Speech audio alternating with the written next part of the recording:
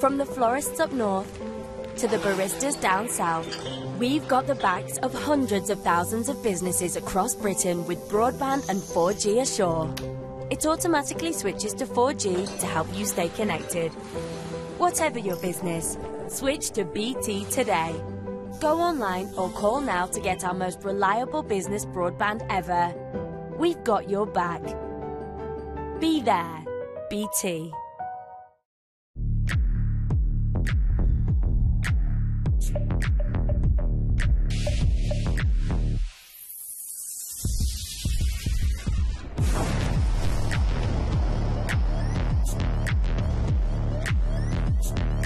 Armani Code, fragrance for men, Giorgio Armani. Do it. Do it. Do it. Do it. Do it. Do it. Do it. Do it.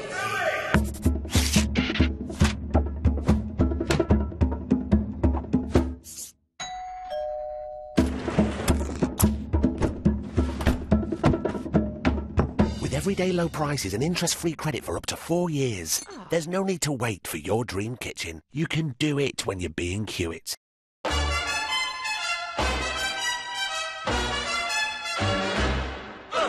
Papa loves mambo, Mama loves mambo. Having a fling again, younger than spring again, feeling that zing again, wow. Choose from our largest ever range of villas with private pools, Wi-Fi and air conditioning. Go to villaplus.com to book your 2019 villa holiday now. Villa Plus, always adding extra. At all protected.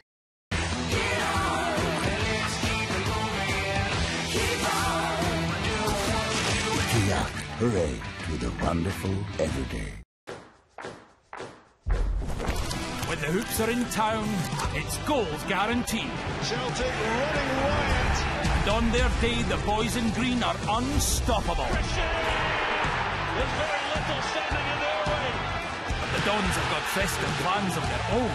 Aberdeen show their resolve. One thing's for certain, there'll be no love lost this Boxing Day. Aberdeen versus Celtic, live on BT Sport.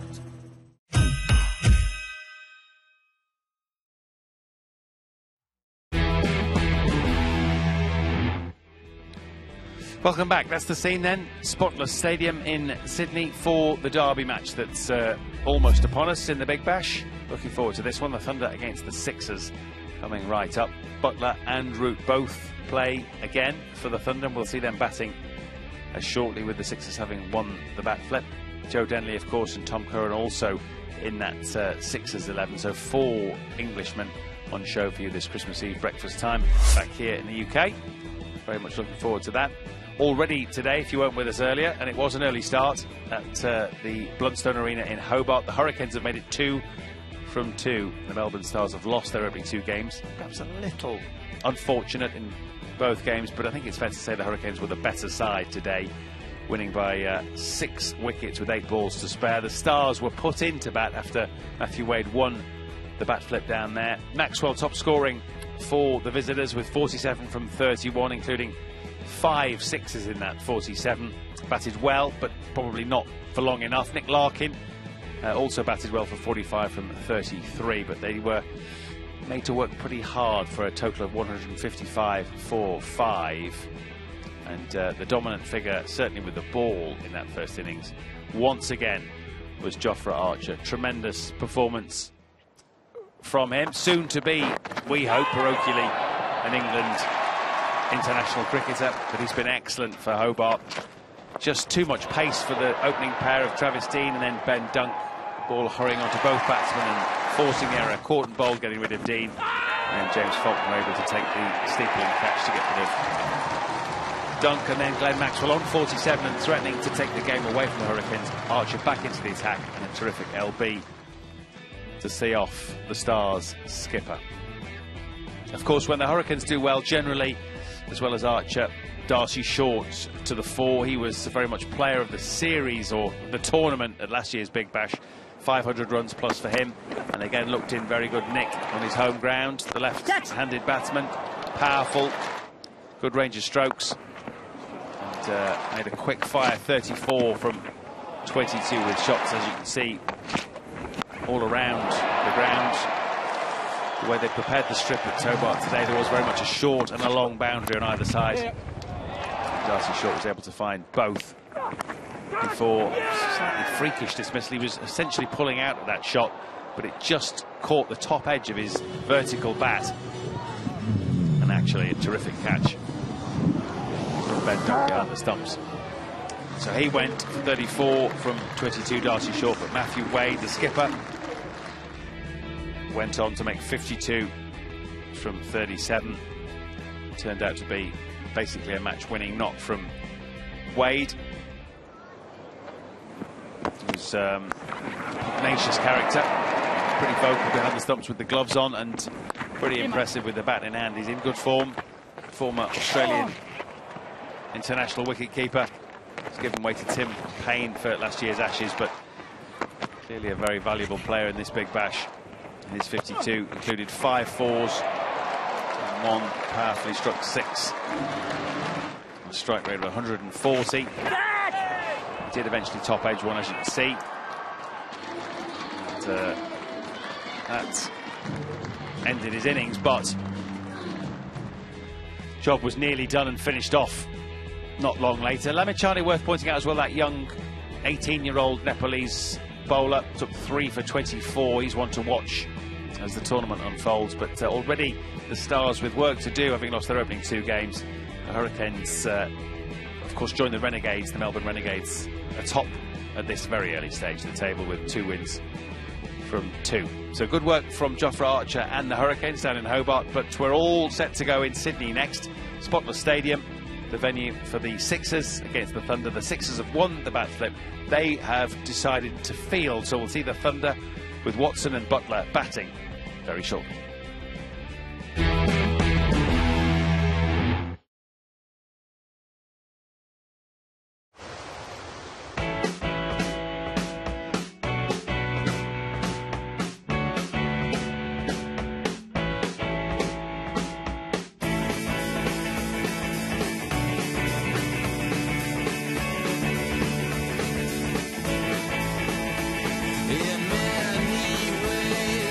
We cross the T's, dot the I's, and put you in the middle.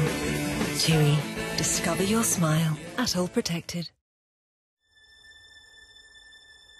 Who are we if we allow our oldest friends to suffer and die? Who are we if we let our beautiful forests be cut down, pillaged, and turned to ash? Who are we if we just go along with this? Ignore all the warnings and pretend that this isn't real. Who are we? It's time to decide. We can be the generation that lost it all, or we can be the ones that chose to fight. If you believe in the fight for our world, then please call the number on screen and become a WWF member right now. Because when you do, you'll join a movement of people dedicated to defending our forests, our oceans, and our wildlife. And we'll send you a membership pack telling you about the simple choices you can make to help protect our world. We are the first generation who know we're destroying our world and could be the last that can do anything about it. So please call 0800 035 5920 or go online to become a WWF member. Please join the fight for our world right now and show the world who you really are. Those your first 4 scorers? All right, special one. You pick them. You pick them. You pick them. Ah, challenge accepted. Brain cells, current prize money? Christmas bonus hunch. It's 100 grand. At least. It's hunch time. 1, Fabinho. 2, Barney. 3, Sterling. 4, Harry. Kane. Heed your hunch with Betway. Pick the first 4 scorers this weekend for a chance to win our Christmas jackpot. It's one of English football's iconic encounters. It's a fixture that guarantees goals.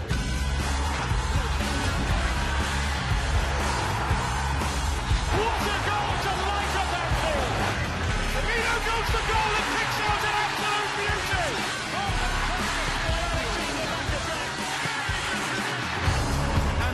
is ready for one of the classic Premier League encounters.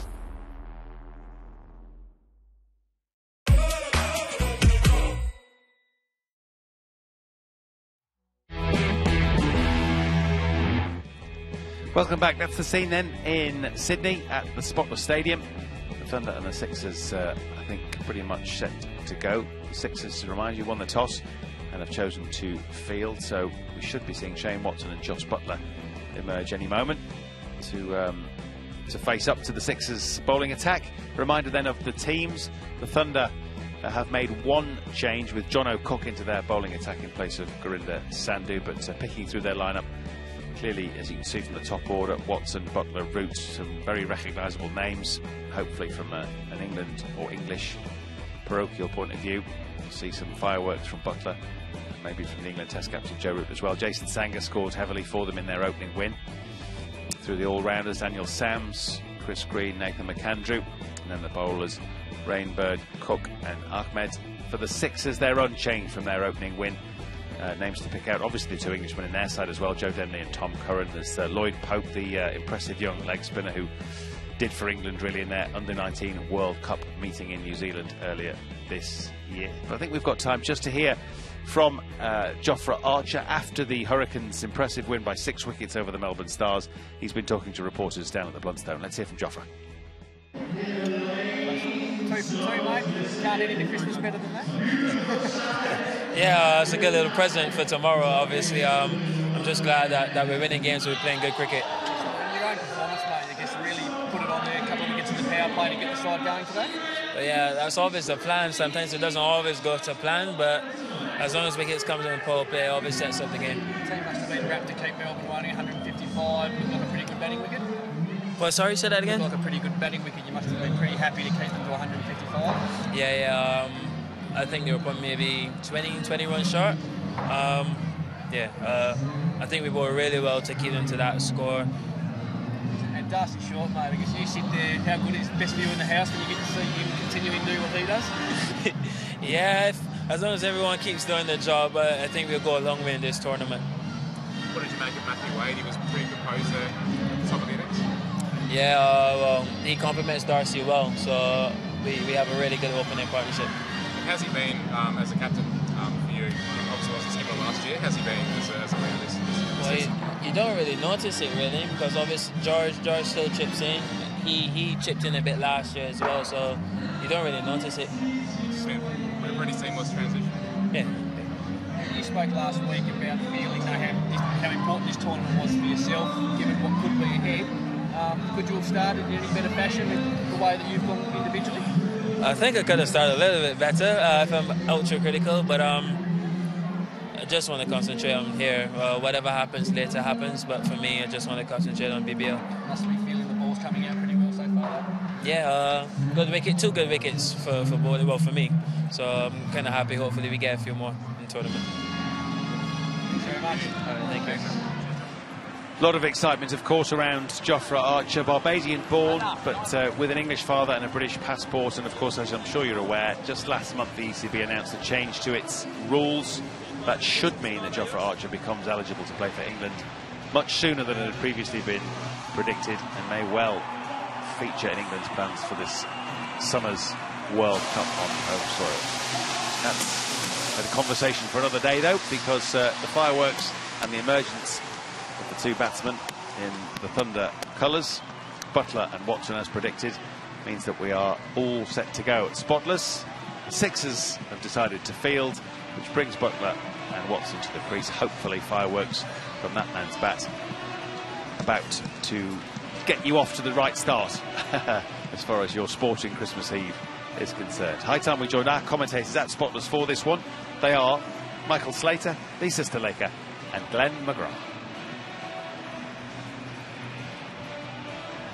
And Watson peeled off 100, if you like, in the final, and got the CSK Chennai Super Kings over the line. And Josh Butler, he played for the Rajasthan Royals. He peeled off so many half-centuries back-to-back and then had to leave because he got the call-up for England. He certainly did.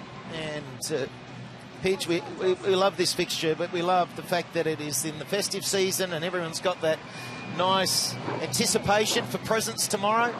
Yeah, I know my family definitely. the three kids, or especially the youngest one in Madison, she can't wait for tomorrow. So it's a festive season. It's a big match here, and I'm looking forward to the start as well. I'm looking forward to seeing how these two kick off in Watson and Butler. They're two massive hitters. They've played over 230-odd matches each, which is incredible. And we've got Joe Denley starting, who's teammate against teammate for the England boys. Oh, absolutely. He's the overseas, isn't he, from the UK. 6 matches in the Big Bash. And a good economy rate. He'd love to get more than those 1 wickets. He gets a fabulous opportunity. We saw Steve O'Keefe, left-arm orthodox. He got those 3 wickets the other night. Player of the match, SCG, and it was a terrific start for him. I actually drove to the ground with him today, and he was saying, I said, well, in one game you got 3 times the amount of wickets as last year. He said, well, I didn't play much. And the economy rate, did you see the economy rate? So he got off to a flying start. And wonder why he's not started tonight then. Well, I'd be dirty. He's out there. But, look, it's what we see, isn't it? Spin starting off. Leisure and offie, but here we go. Merry Christmas, everyone. And the count is open down the ground. Very easy. It's what Butler does. Both of them play very correct strokes. They do at the start and they hit straight down the ground. They like that. We know sometimes with this spotless stadium that the pitch sometimes it can be a little bit slow, harder to hit down the ground. Once you get yourself in and get used to the conditions, then you can cash in. So it's about picking your shots correctly. And you mentioned Shane Watson here, scored 100 in the IPL final. He was 1 off 20 deliveries and then got a quick fire 100. So I think he'll try to give himself a little bit of time. But if he stays in, if these two stay in for a long time, Thunder are going to get off to an absolute flyer.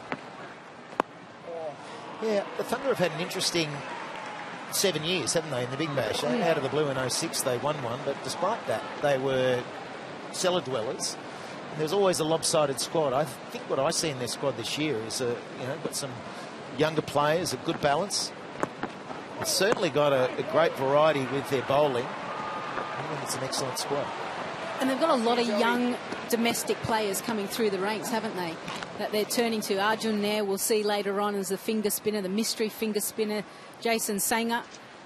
That's just to name 2 players, but the Sixers lineup is completely different to what we're used to seeing as well. Get that real crouch from Butler just as he's facing the ball. You'll see him set and then he crouches into position. Maybe more pronounced at the start when there's a bit of nervous energy. That's if he gets nervous.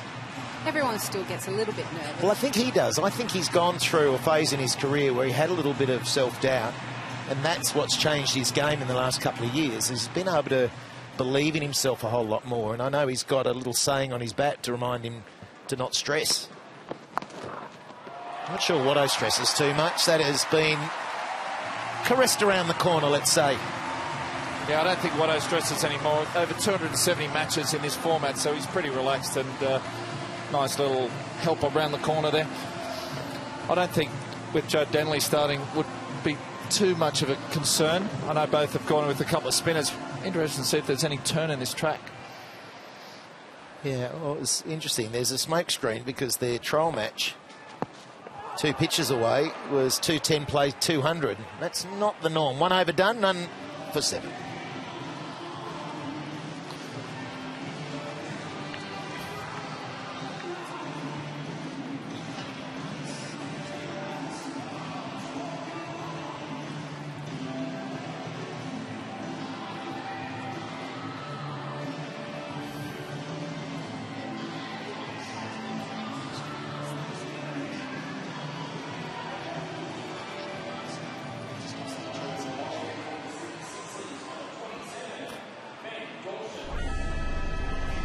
Welcome back, everyone. We've had a scare this afternoon for residents in that tower near Spotless Stadium. They were evacuated, believed to be reports of building defects, loud cracks reported by residents. Now, that building has been evacuated, but it has affected the precinct and also those travelling by rail, by train to the cricket. Bus services have been put on. Right now, the building remains evacuated. More coming up on the latest with Michael Usher as we go back to our commentators.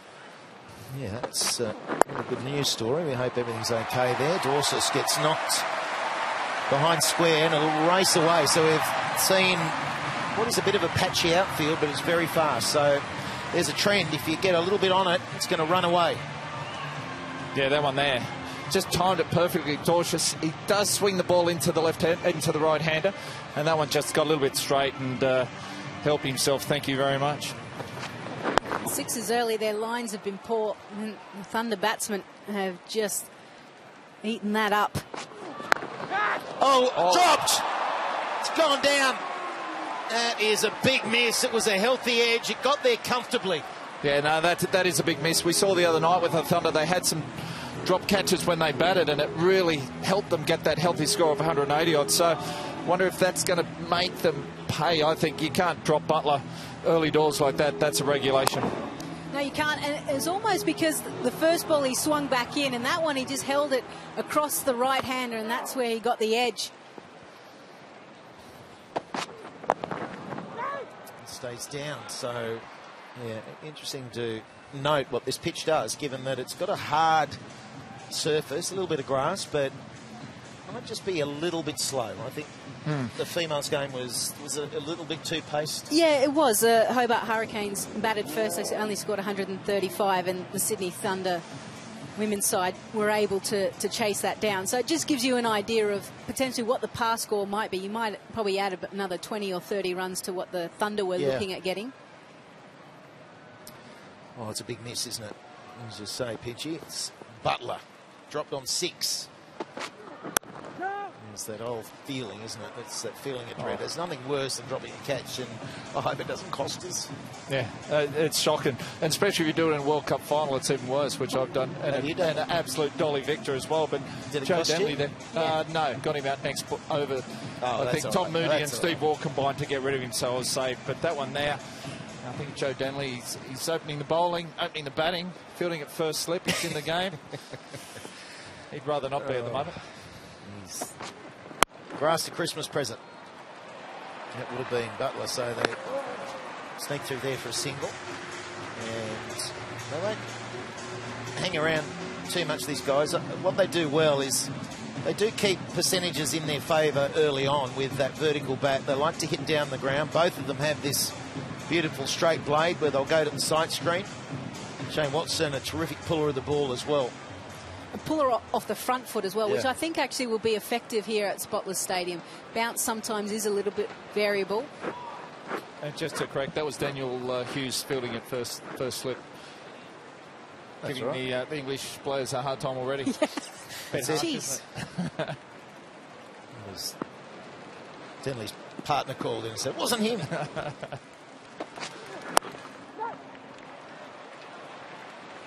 And 2 overs done, no wicket for 12.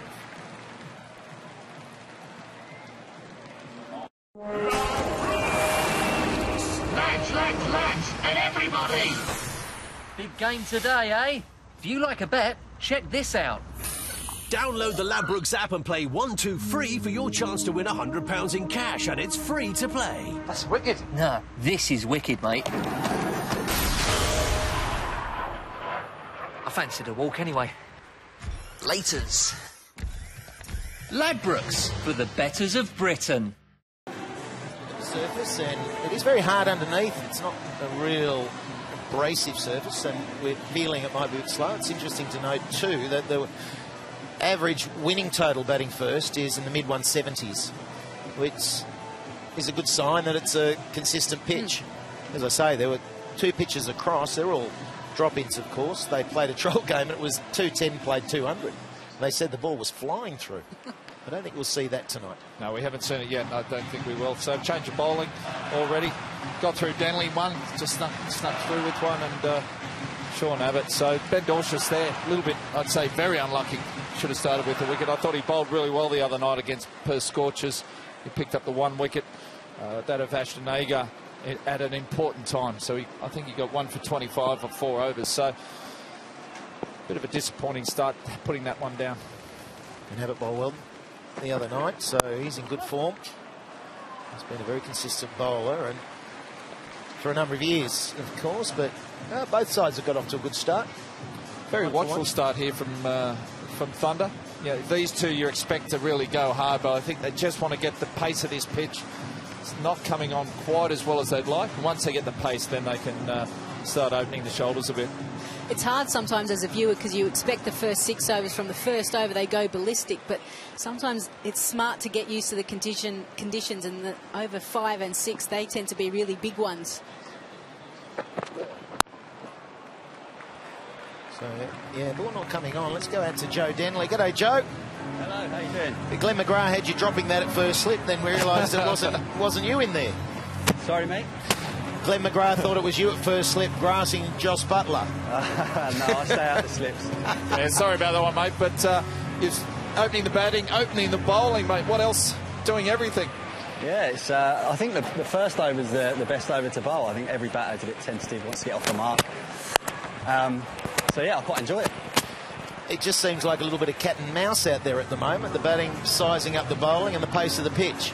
Yeah, we actually played the Thunder in a couple of warm-up games, and one was here, and it was a belting wicket. We got 2-15, and they nearly chased it. So a little bit slower tonight, so I think it's just getting used to the conditions, and yeah, I'm sure there'll be some fireworks at some point.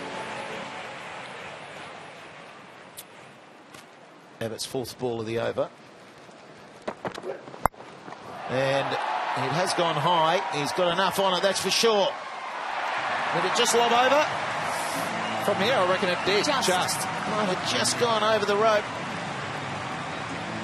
You can see it's quite hard, isn't it, to hit straight down the ground early on. Hard to get used to the pace, the bounce of this pitch. Watson timed it well, but it did sail in the air for a long period of time. We're all calling it a 6 up here, and so have they.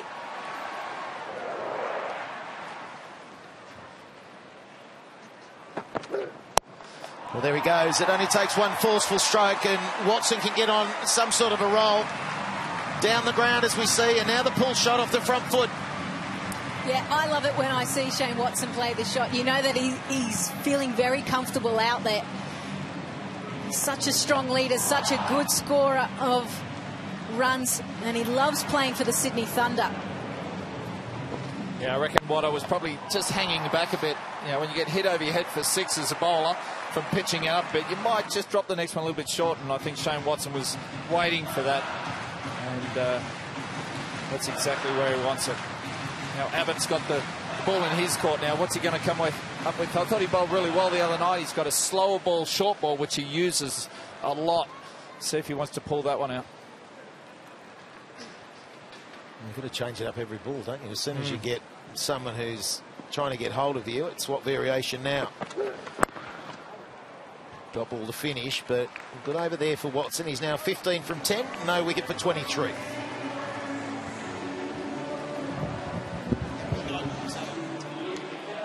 So a good start by Butler and Watson, none for 23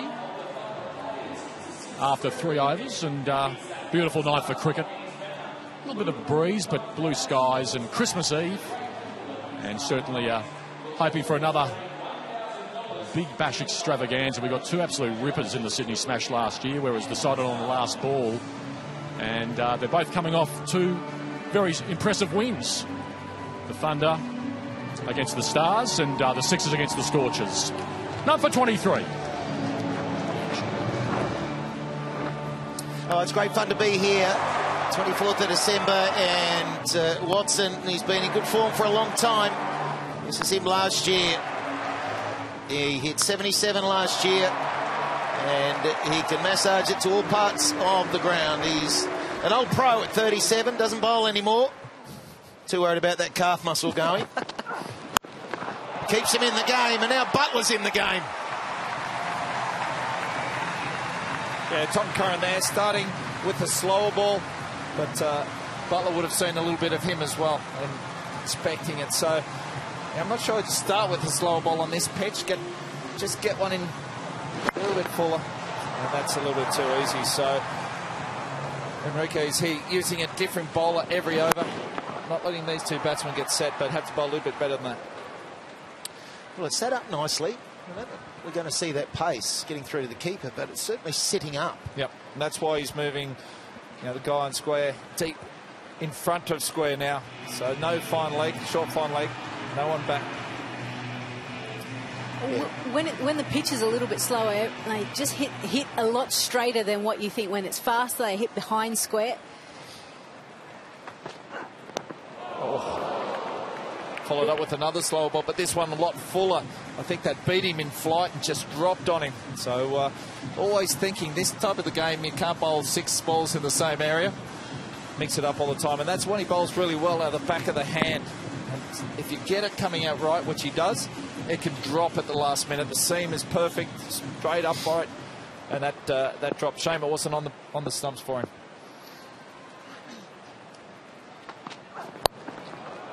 And a runaway as well. It's getting 2 straight. Not going to miss out on those. No, pace on, and this time right on the pads of Butler, and he's enjoying this. That's the thing, Tom Curran, he does have all of the tricks. It's all about trying to be able to execute each time. If you're changing each delivery you're going to bowl, or the variation, you've still got to land it in the area that you want to, and unfortunately for Curran, wasn't able to do that. Another change in the field, bringing third man up and putting another guy back on the leg side. So that tells me he's going to bowl pretty straight.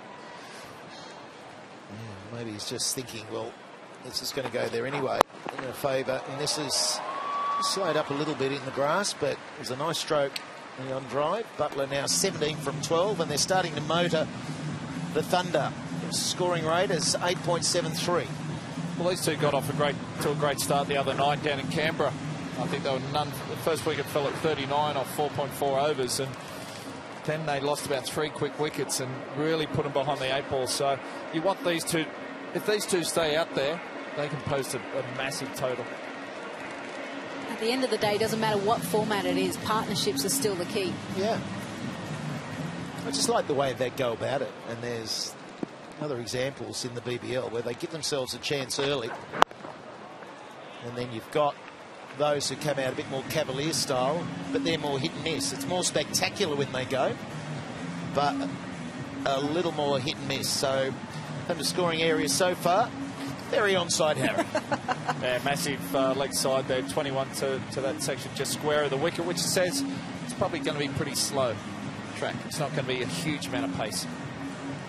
I think for the Sixers, when they've missed their line, it's always been too straight as well. Hasn't been too wide. Pressure right on Curran here to finish. That's a good finish. It just rolls away from the bat of Watson. So it's been a swift start for the Thunder. No wicket for 32.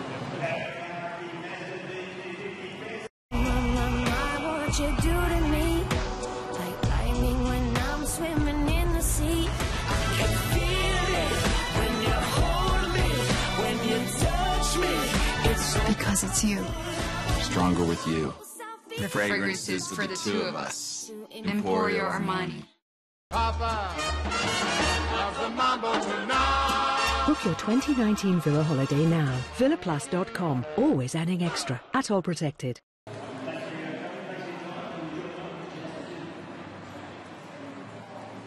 And Enriquez looking to change it up.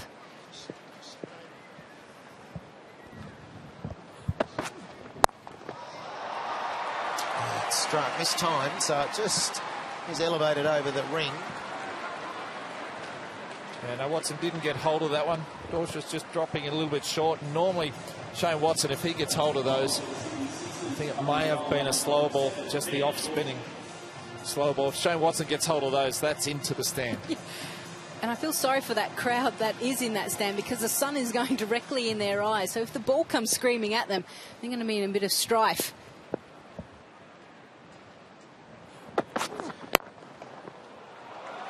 They're finding the gap now. There's a real race, and this was a look at that go.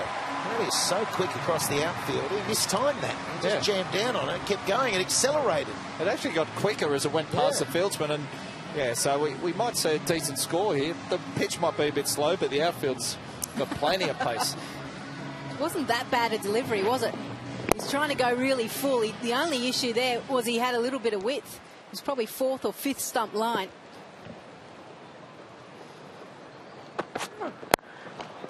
Straight to the man there. So Josh Butler, he's got the feel for the gaps. That one straight to the man. He'll be disappointed And it's interesting, have you watched him warm up? Do you see the way he swung the bat then? He has the most peculiar swing of the bat, and that's his warm-up. He gets through it all wrist. It's like a hockey swing, isn't it? It is, and there's no sort of high elbow that you would see traditionally with guys just hitting down. He sort of swings through it, and it's his own unique warm-up style. And it's pretty effective if he warms up well. Well played. Modern cricketer, isn't it? It's no longer the straight, the forward defence all through the covers. It's every shot in the book. And Butler, you know, he's very innovative as well. He's happy to ramp and walk across, and that one there, slower ball, but just too wide. That's thank you very much. Yeah, any width on offer, and these two players are going to punish that. When you talk about the wrist, you see them there. He slashes the ball hard.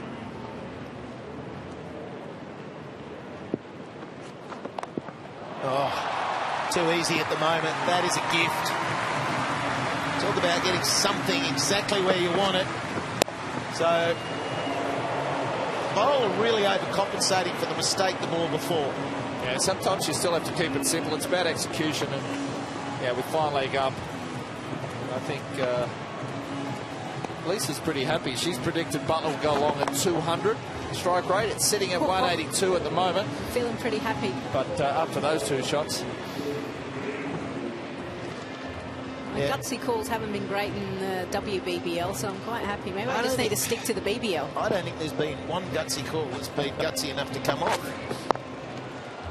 Glenn's the worst in the test matches, and actually no, Flemmo's the worst. Yep.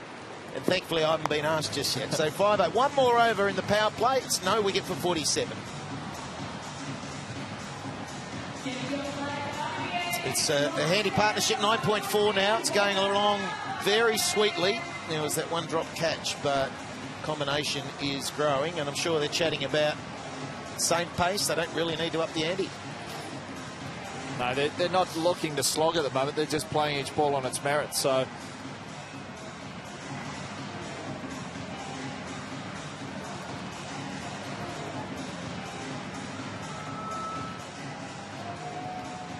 you know, most sides really focus on not losing wickets in the power play. It can stem your ultimate score. But Butler holds the record for the 3 fastest ODI centuries for England. Yet to score a T20 century. I think 95 not out is best. Maybe tonight's the night. I like the last one. Yeah.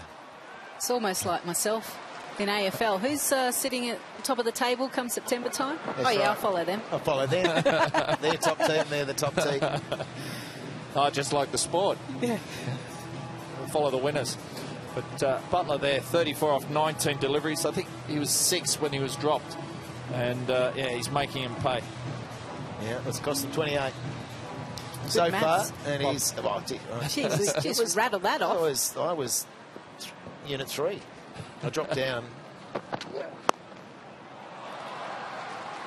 that's handy for Enriquez, who's skipper out there. It's good to see him out there. He's had that dodgy calf, the old man muscle, and he, when asked at the toss, I said, how is it? He said, good enough. So that's positive? Well, he said out there. It's good enough, but the fact is that he's got a lot of work to do, hasn't he, as captain? And having captains mic'd up like Chris Lynn, and you go out there and let him run it for a while, you get to see how frantic it is. Every ball is this set play. So the captains don't have a time to breathe in this format of the game. Actually twinged it in the warm-up, didn't he, last game against Perth Scorcher? So he just batted. He didn't come out to field. I don't think we'll see him bowl tonight as well. Long on, deep mid-wicket. There's that lack of pace at times. Yeah, the follow-through of Sean Abbott there was nearly in reverse. It was not a big follow-through, so whether he just took the pace off or just ready for that ball to come back at 100 miles an hour. Now, just in terms of power play, I think most sides, if they lose 1 wicket, around 45, they're pretty happy with that. But you know, they're 50, no wicket lost. It's an excellent power play so far. It sets up a big score, and save your legs there. They're not going to pull it up if it gets through the infield. That was the inside edge on the pad, and that still raced away for 4. Again, just too straight a line, wasn't it? And Lloyd Pope, that's short fine. He wasn't sure when to dive. He kind of stumbled around and then decided to go. By then it was too late. Oh, dear, oh dear. Fielding's got to be on. Put that down as a misfield. Drop catch. Geez, you're tough. Sixes. Oh, that'll do. That will do. Sean Abbott gets one through the defences, or the attacking stroke of Watson. And wasn't that spectacular? Well, that was just a normal, good length ball. Just under 145 clicks, which quite surprising. And Watson there. Whether that one did a little bit off the seam. Maybe not bounce as much as he thought. And Shane Watson was looking to lift him over the top. And heard the clatter of the stumps, and he knows he's not happy. He could have had a big one there. Off he goes. But a good start. 19, it's 1 for 54. I've always dreamed of sitting ringside the football, huh? Look at this guy, he's like a thoroughbred.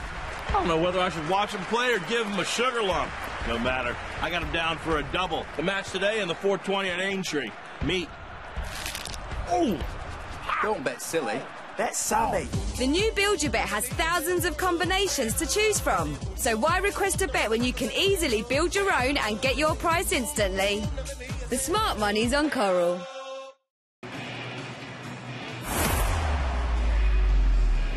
Callum Ferguson, South Australian, and enjoys his time at Thunder. He's trying to get going runs-wise in the BBL. Missed out in his opening game. But he has all the talent in the world. He's been around for a long time. He certainly has.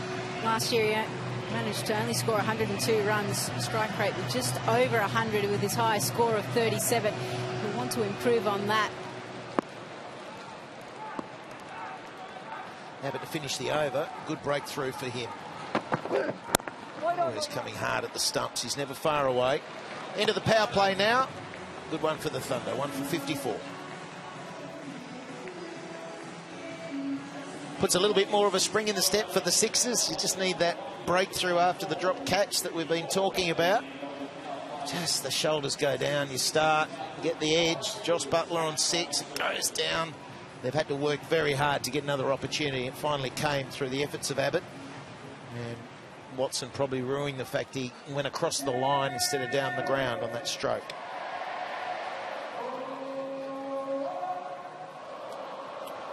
Here he is, Sock, Steve O'Keefe. I want to know who gave the lift. Did you drive him or did he drive you? No, he drove me. Because you guys live in the same apartment block, is that right? Yes. And he was my chauffeur. Did you sit in the back? I said, commentators don't drive. I sat in the back and I made him put a chauffeur hat on. And I said, we don't drive. And then I gave him a cab charge. He said, how do I process that? It's all right, I'll give you some money later. I'm surprised that Jesus Enriquez has bowled him so late, given how successful he was in the first game. Yeah, he couldn't have started any better. First wicket, first ball, stumping.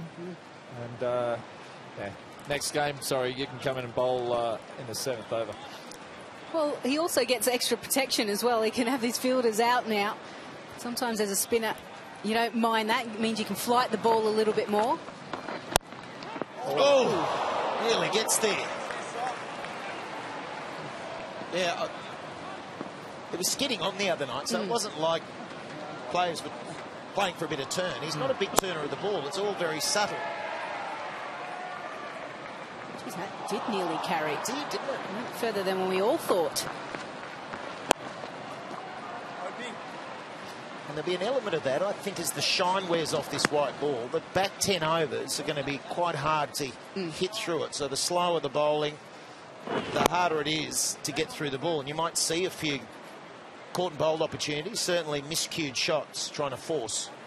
Yeah, that was on the half volley there, but that one just sort of topped in the wicket a bit. We saw Shane Watson get bowled on one that probably just kept a fraction low. He also needs to be careful as well, because he's split the webbing a number of times in his hand. And they're the type of awkward bounces where the ball kind of jams your finger, and it can happen.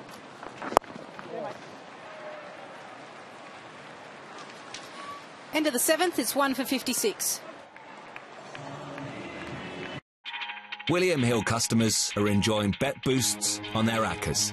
And now the boosts are even bigger. Choose the ACCAs that you want to boost and get better odds and more returns on your winners.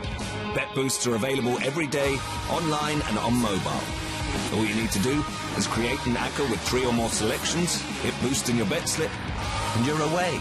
More control, more value, more to celebrate. William Hill. This is more.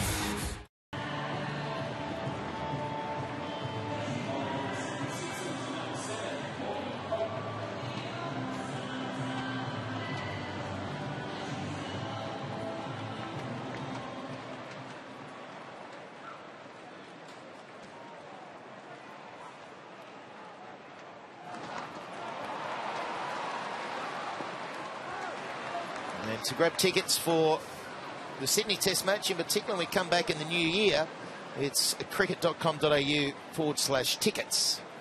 And the first 2 Test matches have just been unbelievable. So 1-1 heading down tomorrow night for Boxing Day start. Can't wait for it. Yeah, looking forward to it, Sluts. I was looking forward to seeing this young fellow Lloyd Pope bowling. Happy to give it a bit of flight there. Not a huge amount of turn, but big raps on this young fella. Well, I think it's Ed Sheeran. I didn't know Ed Sheeran bowled leggies. Fair dinkum. What do you reckon? Well, he'd be very talented if Ed Sheeran could bowl leggies as well, like this guy. I'm not sure Popey can sing as well, though. Yeah. Oh, might be a little harsh. half as good. Exactly. There's pub gigs. Nicely played. It's low and flat over the head of Pope, and away it sailed. That's nice off the bat of Ferguson. Good to feel that out of the middle when you first get to the crease. And you'd get a sense that Ferguson, playing against his fellow teammate, South Australian teammate, that he spent a lot of time facing him in the net, so you would know that he has an idea exactly what he's going to bowl. Oh, it's been forced in the gap as well. So Ferguson very quickly gets himself away. We saw that, didn't we, last night down Adelaide Oval, Nabi taking on Rashid Khan. And he was able to pick him, wasn't he? Well, Nabi, you know, big statements beforehand. Oh, just get me on stride. I know how to pick this guy. The first wrong, and he pumps it down the ground for 6, and it was on. That was an amazing game. What a run chase! What a run chase that was. And Dan Christian, he was electric. So yeah, well played. He just travels around, doesn't he, Dan Christian? T20 to T20 tournament. Well, that's like you, commentator. Just like you. I just follow you, Slats. Well, this year's been like that. It's been a lot of fun. For these players, yeah. What a terrific. Well, the T20 bandwagon, there's plenty of tournaments around the world these days. Oh, yeah. Out of here. And it's a few rows back as well. This time it's Butler. Racing into the 40s. That's the end of the 8th. 1 for 73.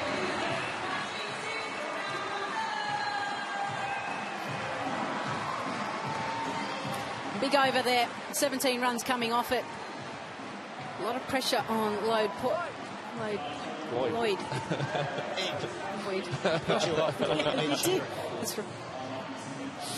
But yeah, if you get a little bit full, you can get hit straight, and if you drop it short, it's a little bit too easy. Just sits up and says, hit me.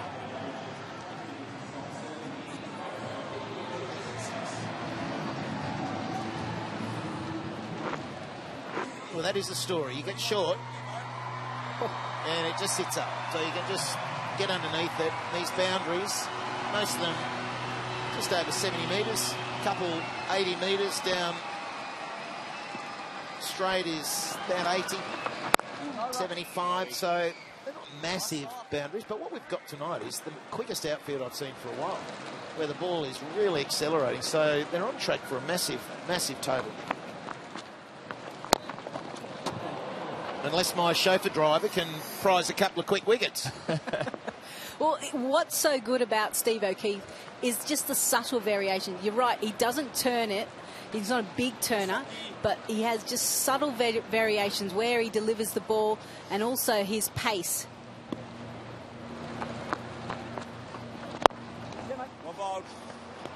And he likes bowling around the wicket a lot too. We saw that the other night.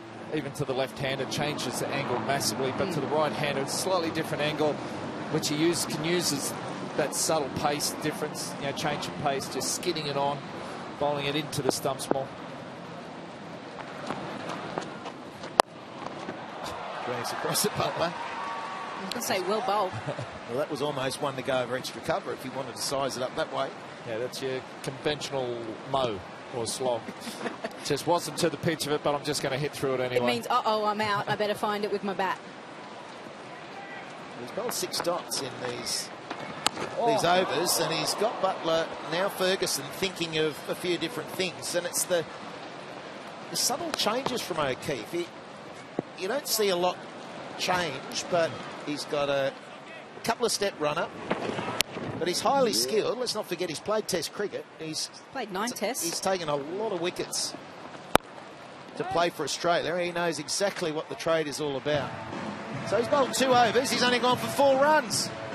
Oh, you can drive me home. 1 for 76.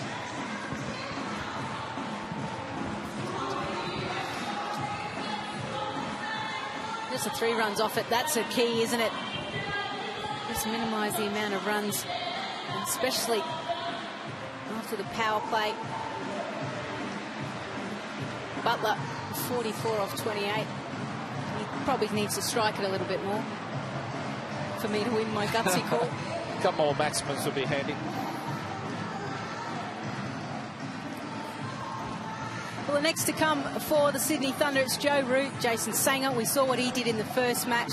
Daniel Sams, he doesn't stick around for long, but what he does is a lot of fun. Got a few chances down at Monica. I think 3 drop chances, and boy, did he cash in. It's going to be Joe Denley to continue.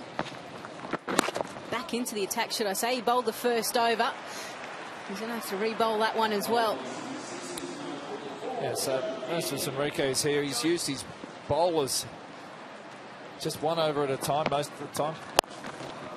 How would you have gone if, I mean, you played a bit of IPL cricket, a bit of T20 cricket, but would you have handled just the 1 over spell?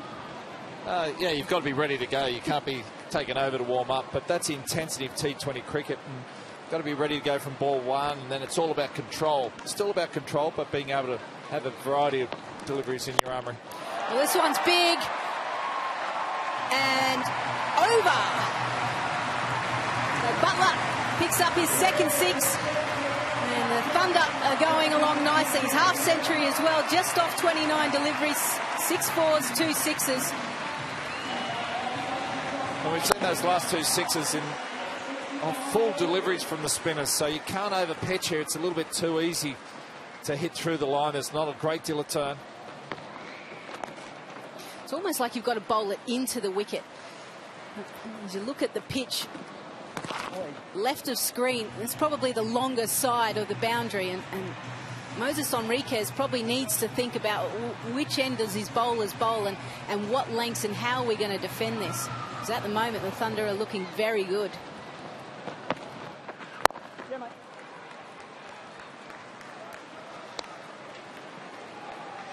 think the pitch is sort of confusing what bowlers are doing at the moment. I think they haven't found, apart from O'Keefe at the moment, found the sort of length. So came in at 66, it went out at 114. It certainly looked like that. Oh, didn't get hold of that one. He wanted to take it the same way. It's lucky that he didn't get a hold of it. For Joe Denley. Yes. Yeah, I think the difference between these bowlers and O'Keefe, like you said, is bowling it into the pitch a bit more. Denley and Pope gave it a little bit more flight, trying to extract a little bit of turn. Tries to go a little bit too square. We're halfway there in this innings, 1 for 87. Join Bet365 and discover the power of the world's favourite online betting company. Instant match updates, in-depth analysis, live streaming. The Bet365 app is so advanced, it will blow your mind. Now please, gamble responsibly.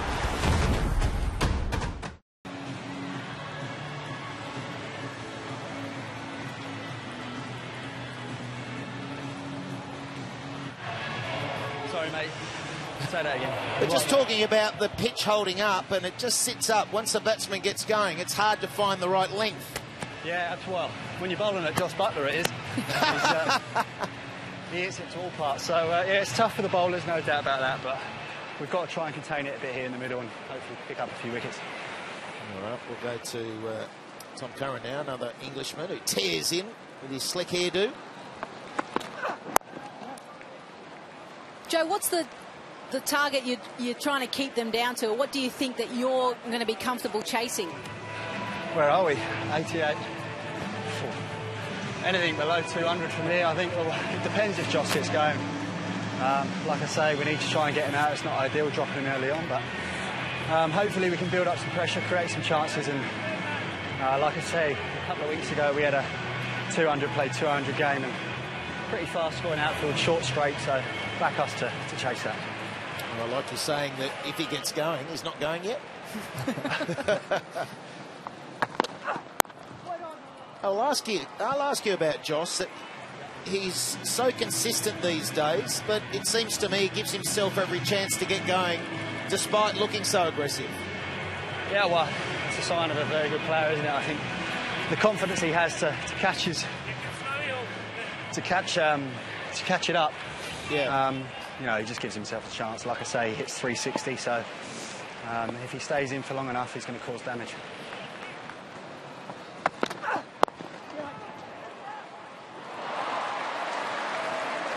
And just once further. So, Joe, just a quick one, mate. So, how's the rivalry out there? There's two English players in both teams. Do you talk about it, or you want to get one over your teammate? How's the what, sorry? The rivalry between yourself and Curran against Butler and Joe Root. A little bit of rivalry there? Yeah, well, we're 1-1 at the minute. We played a couple of warm-up games. Won one, lost one. But, yeah, there's always a bit of rivalry. We had a good dinner the other night. And, Josh has managed to not get out to me tonight, which was good for him, but hopefully I'll get him in my next couple of overs. Good on you, Joe. We'll leave you be. That one gets slammed to the man in the deep. We might try and get another earpiece for him as well. Maybe it's the Aussie accent. I think a little so. bit tougher to understand. It is hard actually running around with that on, and it does keep popping out. And obviously the noise of the Big Bash, you got the fans cheering, you've got the music blaring after every delivery almost. So it does get a bit much out there. It does. It's all the entertainment and excitement of Big Bash cricket. Yeah, I've only ever won it once. So when we played, we didn't have to worry about that. We just played. But now with the earpieces and carrying the extra equipment around, it adds a different dimension. I actually remember that game against the ACA All-Stars, wasn't it? It was. Yeah. Yes, Lise. So. And you got Dave Warner out. He called it. Well, it's good to talk a bit of rubbish and it actually comes off. It makes you look like just know exactly what's happening. So yeah. So that was the one and only time I wore it, and I said I'm happy. Perfect. I'm happy to retire now, never wear one again. 100% record. But that last slower ball again, that one out of the back of the hand from Tom Curran, he bowls that really well. It's quite a tough ball to bowl, and if you get it slightly wrong, it can go anywhere. But if you get it right, it can really drop on the batsman at the last minute.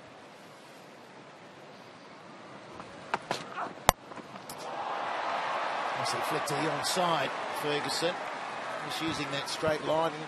If Curran is straight anywhere, certainly in that early over, it was on the pads. 1 for 92.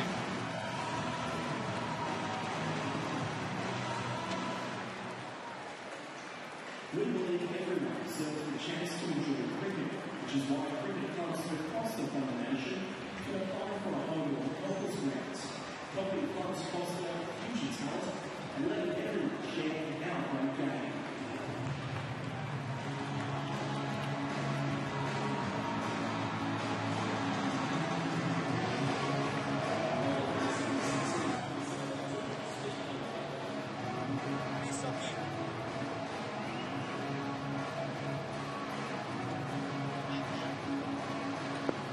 O'Keefe now has been swung around to the other end. Yeah, Butler comes down. He wants to go big and does. He's not going to mess around. O'Keefe, 2 overs for 4. Started his third. He's been whacked for more than the 2 overs prior. So it's on. It really is on. They're nearly at 100 and looking to accelerate. Well, and it's all on Josh Butler's shoulders at the moment. He's the one that looks really comfortable. 3 sixes so far. Apart from that first fall shot, that's about it. Everything else has been timed out in the middle of the bat. He's hit to all parts of the ground. Well, it's part of cricket, isn't it? Especially for the batsman. One mistake, it's all over. But for, I think, Josh Butler, maybe they were listening to your prediction tonight. And, that's nice of them. Remember, I did pick for the Sixers to win. No, the game's a long way from over yet. They're set up, though, aren't they? As the 100 comes up, they're set up to really launch.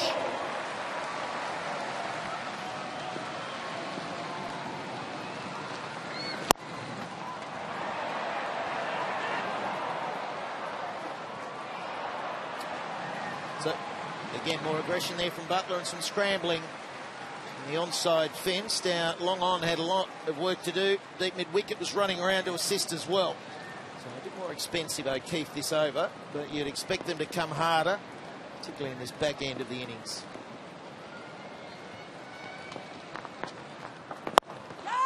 Should be out. Nestles under it, taken. And that's O'Keefe's first. And it is the big wicket of Butler. Yeah, massive wicket. It's exactly what the Sixers needed, because if they didn't get out Josh Butler, we heard Joe Denley say that they were looking at something over 200. But again, Steve O'Keefe, despite being hit for a six, just bowled that into the wicket a little bit more. Butler off the back foot tries to go over long on. Can't beat Abbott. Yeah, he's disappointed because he knows that he's missed an opportunity to really cash in. In the end, the Thunder have lost their second wicket. It's the big one. Butler goes for 63. It's 2 for 102. Thanks for saving with us.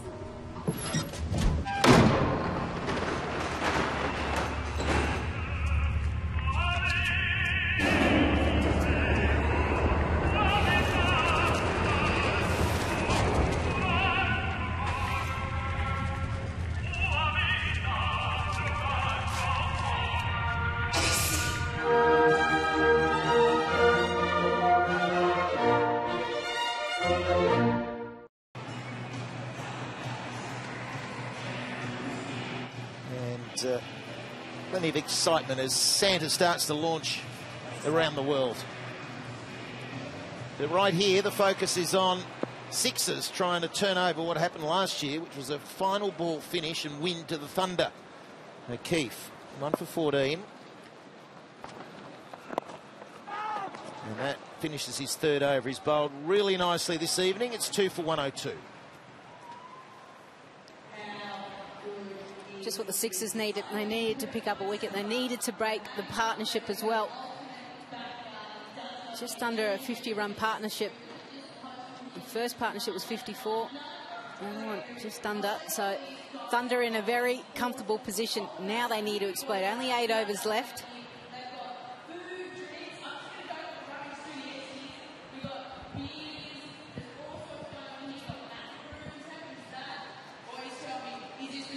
Welcome back, everyone, to Spotless Stadium. 2 for 102. Josh Butler, well batted, mate. It was you're seeing them really nicely out there. It's you'd be pretty happy with that scoreline.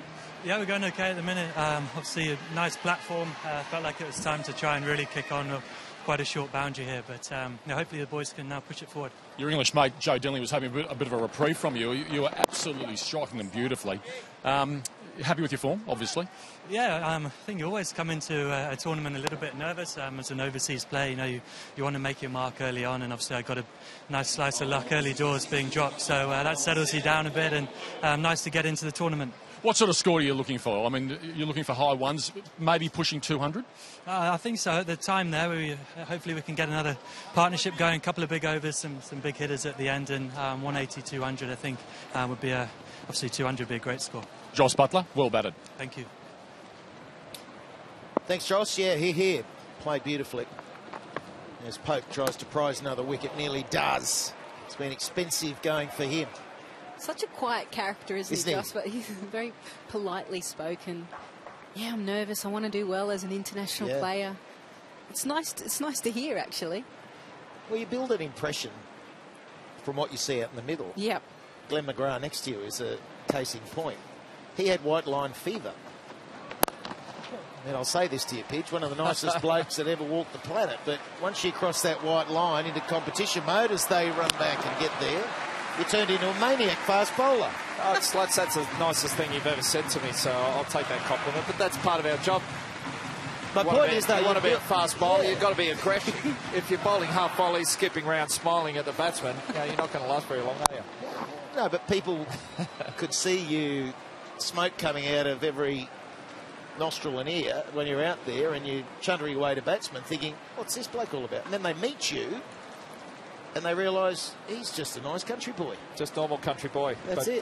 So I convince them or convince you, Sluts? I'm not sure. No, but it's like you can have an impression. It's like he's not a crazy man. He's actually a nice country boy. What, a little bit different for you, Sluts? Well, I think country people are all like that, aren't they? They come back for 2 again. My point is, you can size someone up and then you hear Josh speak. Correct. And he's softly spoken, and it's and then some people are exactly as you see. Yeah, but good or bad. Out in the middle, you've got a job to do, but at the end of the day, you still have to have respect and discipline and humility. I think is the biggest thing. If you have humility, then you're going to go okay in life. Oh, I agree. Well said. Just getting too short. It really is. For his trade, the leg spin, just getting too short there, Pope. So 7 from it, it's 2 for 109. 7 to go. Shut up, Holmes! Solve this case on behalf of your queen. What a looker, right?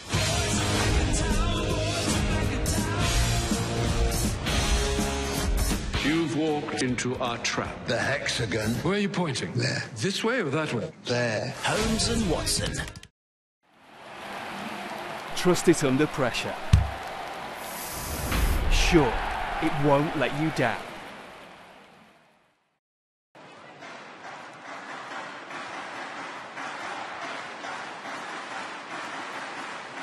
Right. That's always handy. Really? And his son's name is Alfie. Alfie. And the number 66, Route 66 in the US. That's where he gets it from. I've always wondered why he went in 66. And there you go. Future England captain. That was an old nickname. Well, he's lived up to that, hasn't he? He has, certainly. Ukulele. Yep. We'll have to get him to show us his skills. Yeah. One game. Well, he was talking about having a jam session with Shane Watson, who plays the guitar. There you go. And you play a bit of guitar, Sluts. Isn't he singing? He's normally singing up the front. Oh, he's a bit of everything, Sluts. Very badly. I bought myself a Christmas present the other day. It's called a jam stick. Have you seen it? No. It's a portable guitar that you run through your iPad or iPhone. Huh. And I can write songs and all sorts of things. And just have the earphones so no one else has to listen. No, but I'm singing. I've still you're got singing my as well. but you won't hear any music, so that will be really bad. No, it's really cool. Look forward to that one, Sluts. It's very bad at the guitar. Round the wicket now. But as always, Pidge very committed. That's half the battle. But Joe Root here, I'm always keen to see how Joe Root goes in the T20. Obviously, he's a class player. There's no doubt about that in the Test matches. And he can really build an innings. But when it comes to T20, where you've got to up the scoring and innovate, just see how he goes. He's played a few games, but scores about 127 is his strike rate. Highest. A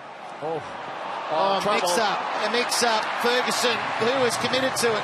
He did a moonwalk back at the end, Ferguson. Joe Root is away. We won't get to see it.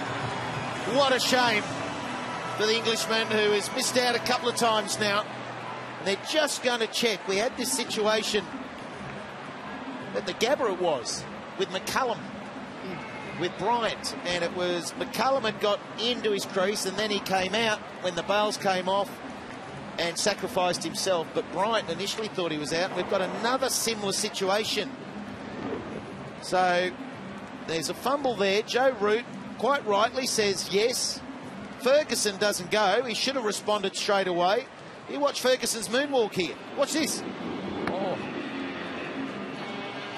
I think you're going to see Ferguson out here because Joe Root was in the crease while Ferguson was still out of his ground. So, well, that's the wrong end. We need to go the other end. You actually need split screen. You need to be able to see the bails going off, and then what are the batters doing? I'm sure they're building that.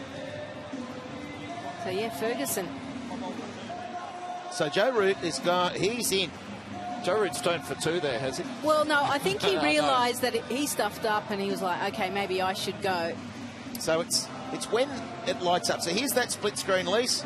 So Ferguson is out because Joe Root is behind that popping crease. He is in, and Ferguson is on his way. And that's... Yeah, so that's the issue with the overseas player, you know, and not used to those players playing together. And you know, Ferguson then, when he heard the call, if he went straight away, would have made it safely. Joe Root was running to the danger area, and unfortunately for Callum Ferguson, he's the one that's got to go. So he goes for a fine 23. He looked good. It's 3 for 111.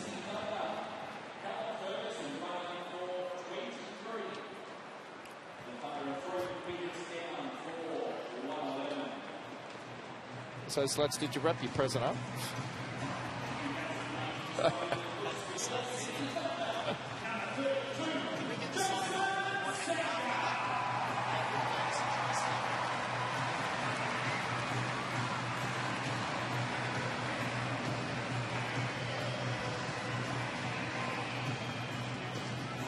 Well, here's a talent, Sanger. He really did light it up at Manuka Oval. It was a case of them needing someone to do something special, and this youngster certainly was able to achieve that. Very impressive. And here's another look at that split screen. Now, have a look at Ferguson, what he does. As Joe Root, the bails come off, so he's in. So that means Ferguson's out. But have a look at Ferguson sacrificing himself, then realises, oh, we just missed it. We'll come back to that. And now Joe Root has a big responsibility, and I think he'll really enjoy batting with Sanger because Sanger's got these amazing hands. That's what impressed me, the way he gets through the ball. Well, again, another player that uses his wrist really well. This is what you were after, weren't you? Well, I just want to see Ferguson there with the big slide trying to... he's going back and forth. And then he's going... Do step back and forth. You're gone, Joe. You're gone. Oh, dear. Bit of backyard cricket. Who's out? No, I'm not out. You're out. Well, yeah, I never took it in backyard. Might have been outside edge there, but doesn't get through to the keeper. But yeah, Sanger, just going back to that innings and what was Ricky Ponting and I up there just going, look at those hands getting through the ball. Very square, very Asian wrists, but then he can punch very forcefully straight as well. He just seemed to have a really unique game, but a very correct game. And as with youngsters, plays with no fear. But the pitch is a little slower. A big over there, given there was a wicket. 3 for 112.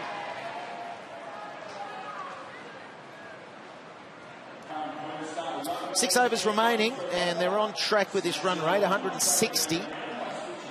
From the position they were in earlier, you would, if you're a Thunder supporter and player, you'd like to think it's going to be 170 to 180 at least.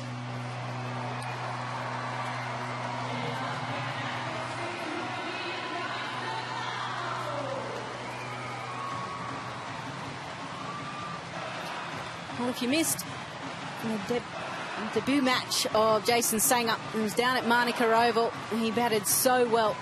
We talked about the 63, but it was the partnership with Daniel Sams. He scored 77 off 48. And he was the main instigator because he hit to all different parts of the ground. He knew when to accelerate and go through the gears, when not to. It was rain. It was an issue there, but not for Jason Sanger. He certainly enjoyed it.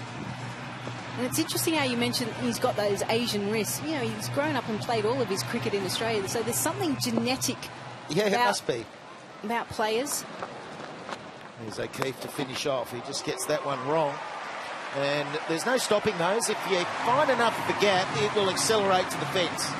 So he'll be really upset with getting an outside leg stump. And Root loves to play the sweep shot. very comfortable in that area. No, he's happy there, and that's 4 runs. Joe Root's not going to score big runs quickly. Yeah. Oh, bowls him. Steve O'Keefe has got through Joe Root and ripped into the off stump. Well, there you go. We've just been saying there's not a lot of turn in this track. And the way Joe Root played that shot, he looked to hit it straight and didn't play it, so just a little bit of turn, or did it go straight through? So that's a big wicket. Yes, Sock's pretty happy with that one. 4 for 116.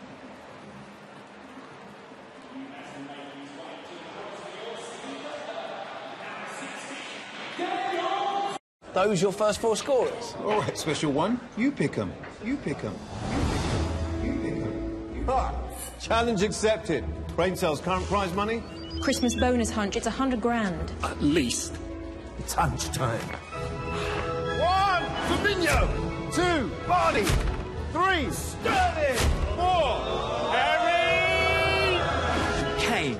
Heed your hunch with Betway. Pick the first 4 scorers this weekend for a chance to win our Christmas jackpot. Into the final phase, 5 overs to go after this, where you put the pedal down, you try and lift that scoring rate, and there's a good combination to do that. If they can click like Monica, then they can get themselves up to 180. But O'Keefe, with 4 balls remaining, has other ideas. Oh, it's a good attempt. It's so hard, it doesn't slow down for you. And he just picks up where he left off, hasn't he, Manuel Sands? First ball, short, gets into such a good position, and then he places it perfectly.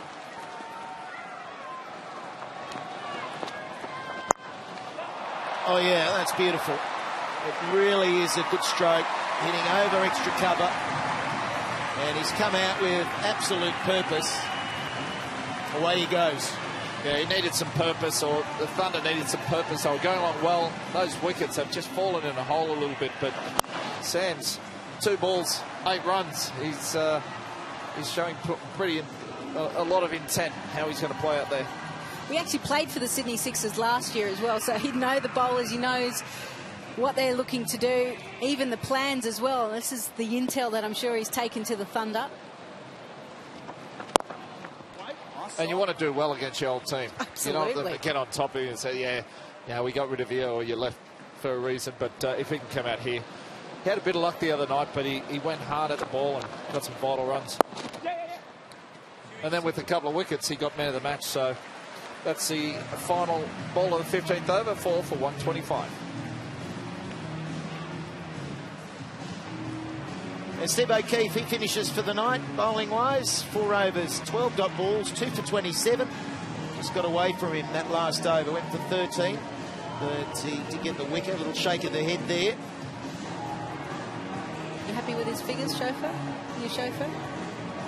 Well, I wasn't happy with that last over, a couple of balls. That wasn't in the plan of attack on the way here.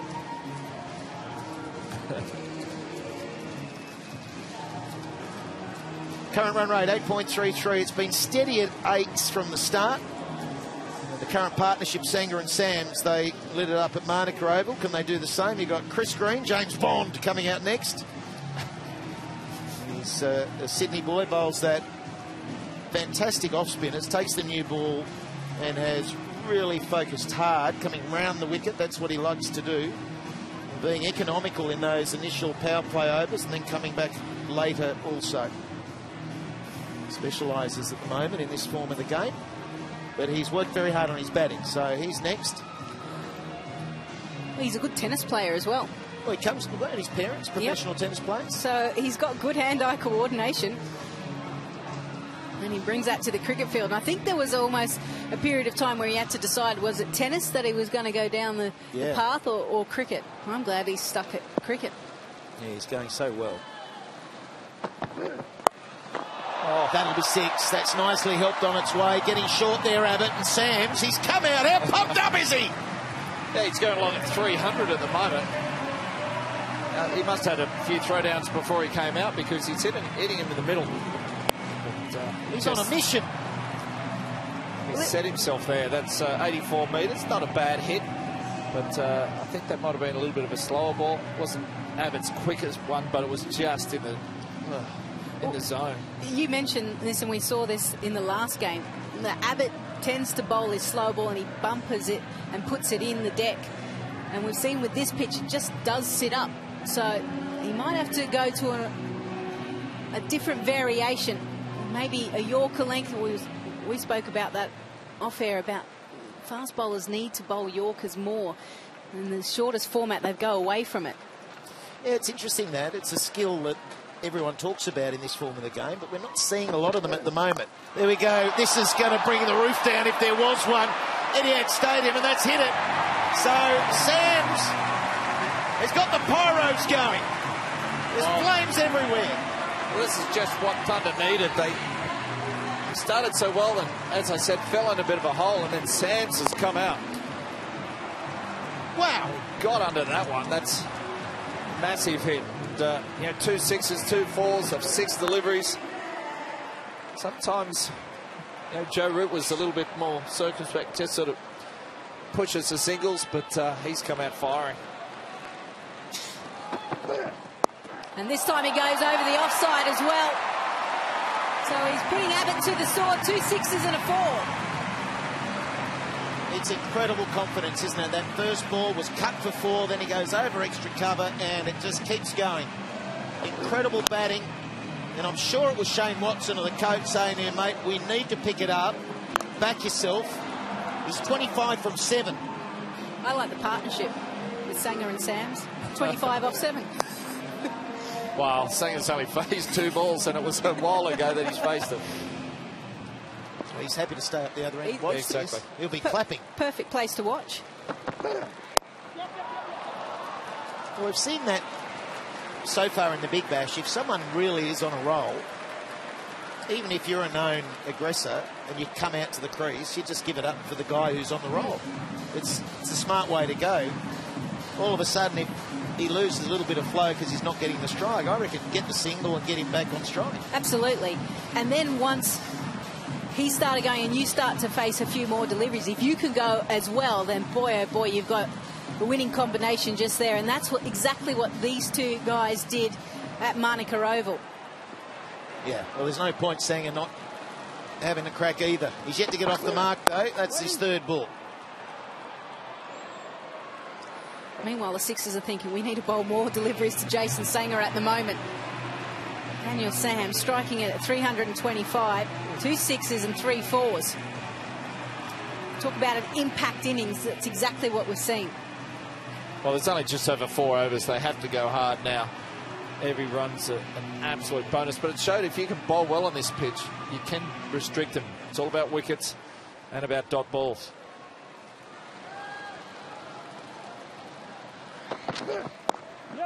He's off the mark. And they'll push for 2. They'll get 2 comfortably. And so Sanger, that might just get him going. There's 4 overs remaining. It's 4 for 144.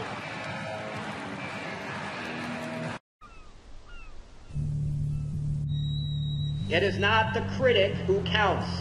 The credit belongs to the man who is actually in the arena, who knows great enthusiasms, the great devotions, who spends himself in a worthy cause, who at the best knows in the end the triumph of high achievement.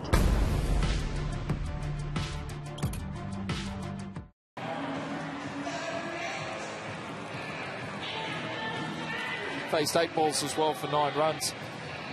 Sometimes it's better to get your power hitters in this final few overs. And the projection score back up to 180 when it was 160 just over and a half ago. So things can change pretty quickly in this game. It certainly can. It's all about momentum. Curran back into the attack. 3rd over. Low full toss sometimes is effective. Oh. Thought there might have been 2 there, but a good piece of fielding out in the deep. Low full toss from Tom Curran. Curran's the type of bowler that will try to bowl some good Yorkers mixed in with some slower balls. But you're talking before about Yorkers, I think it's one ball that you have to get exactly right. And if you don't practice it in the nets, it's a tough one just to land at will.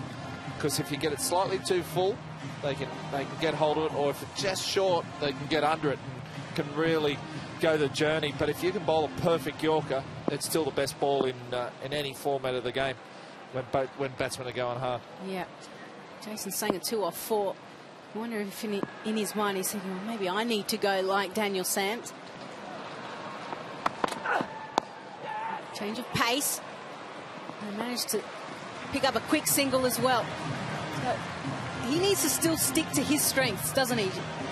No, he does. And normally when you've got a guy going like Sams at the moment, 300 strike rate, I think his job, Sanger's job, is just to get Sams back on strike. Just don't waste any dot balls. Just get a single if you can't put it away to the boundary. Moses Henriquez just coming over and speaking to Tom Curran, trying to figure out what is he going to bowl. 3 fielders out on the leg side deep, 2 on the offside, mid-off and cover. They have to be straight, and that's what he does. Again, that low full toss, that seems to be working. Hard to get up and under that as well. Yeah, especially the guys that are swinging pretty hard. There's a half volleys, you through your shot, you can get it over, but that low full toss, unless you're someone like Dhoni, MS Dhoni, and you've got the helicopter shot where you can really get under it and whip it up. And using bats like that, the ground's not big enough. But Sam's here, Curran's bowling well. Well, Sanger goes, and excellent catch. It's Abbott at mid-off inside the inner circle. Sanger thought this was a great opportunity to get it over him. In the end, he finds the diving catch of Abbott, and the Thunder lose their 5th wicket. Curran bowling full. He's bowled 4 good deliveries. Sanger there, if he just got a little bit further to the right, that would have been 4 runs. But you see expression there from Curran. That was another big wicket that 6 is needed. And they're 5 for 147. William Hill customers are enjoying bet boosts on their ACCAs. And now the boosts are even bigger. Choose the ACCAs that you want to boost and get better odds and more returns on your winners. Bet boosts are available every day, online and on mobile. All you need to do is create an ACCA with 3 or more selections, hit boost in your bet slip, and you're away. More control, more value, more to celebrate. William Hill. This is more. Chris Green, the man we've been talking about with his off-spin bowling. He's been working particularly hard on his batting as well. He's also done the travels around the world, all the franchises that go on, and had great success recently in the Caribbean. He ended up captaining the guy on his side, and they were lucky enough to get through to the final. Trimbago beat them, but he was the youngest ever captain of a franchise over there, replacing Shoaib Malik as he went back for international duties. Curran. Just shows he's got good leadership skills as well, doesn't it? Well, for such a young man, yeah. Yeah. He's so... He does seem level-headed. He's so polite. He's such a good thinker about the game. He's very level. He actually went to an orphanage out in Guyana, and Mel Jones and I were travelling there for the Women's World T20. We went to the same orphanage and gave them some cricket gear because they love their cricket.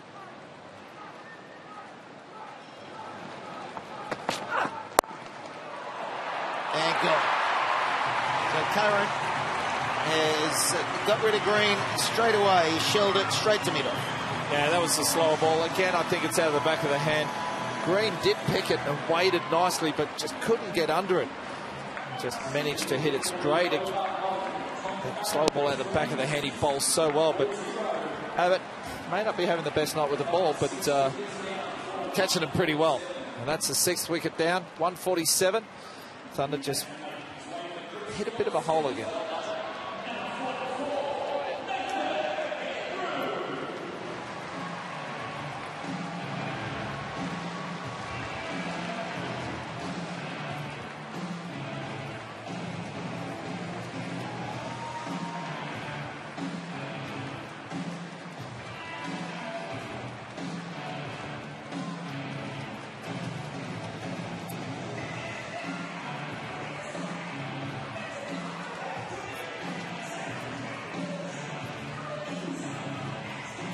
So 6 for 147, 3 overs remaining.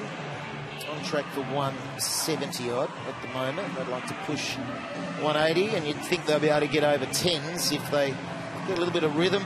Sam's is still out there. That's the real asset for the Thunder. That he's 28 from 10 and just needs to take strike. He's on strike now.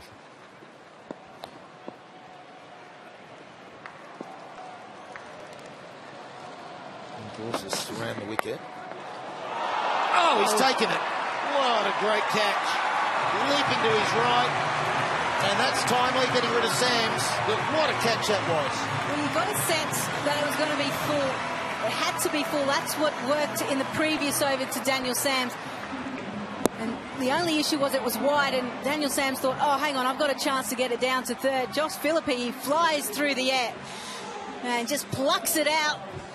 And that is a big wicket for the Sixers, because Daniel Sams was looking really dangerous. He was the one that was going to get them up to that 200 mark. In the end, the Thunder have lost their 7th wicket, and they look in a little bit of strife now with Sams gone for 28. Yeah, a little bit of trouble there, though. I think those previous 2 wickets, that they should have been looking to get Sams back on strike, I felt, rather than trying to hit the runs themselves. And that one there, Sam's had the right idea, but it was just like a hitting slips catch. Maybe he hits the slips catches, and we've seen that. Last 3 wickets, these 3 points. It's been good catching, hasn't it, by Sean Abbott?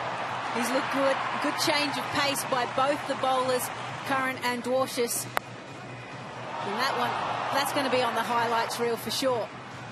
Yeah, I don't think Sams is going to hit any slip catches ever again, because that looked like it was just a slips catch. Do you reckon the Thunder teammates will say, mate, can you, next training session, can you do the slips catches for us? That was perfect, wasn't it? Straight off the face. Like the one on the beach, you get the dive out. That's right. Perfect. So, Thunder, where can they finish up here? They're shelling runs at the moment, and we've got Jim Wilson.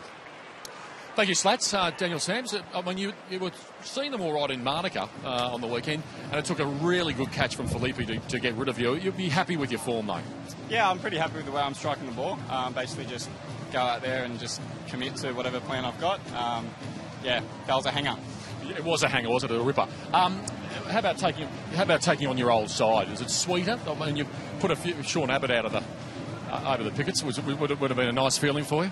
Oh, of course, it's always good getting one up against hometown rivals. Yeah, hopefully the boys can get us up to about 170, 175, and we can hold on. Well batted, mate, and Merry Christmas. Merry Christmas, thank you. Well played. Yeah, got to get access to those players. There's a mix-up out there. It was an over. He actually hit the square. Because of those drop-in pitches, sometimes you get that uneven bounce along the pitch line, and it hit that area and deflected, so it was hard for Philippe to stop it, and thankfully for the Sixers, there wasn't an overthrow as well. But that's what they're going to need, these guys coming in. It needs to be hit into the pockets, get your multiples, and try and build your runs that way instead of going for the risky, explosive, the good-looking shots sometimes. There's the slowness now, the new batsman coming out, trying to get in sync with a pitch that's not coming on. It's very difficult, so it's petering out a little bit, this Thunder innings. There needs to be something special to get that. What's the magic mark? It has to be 170.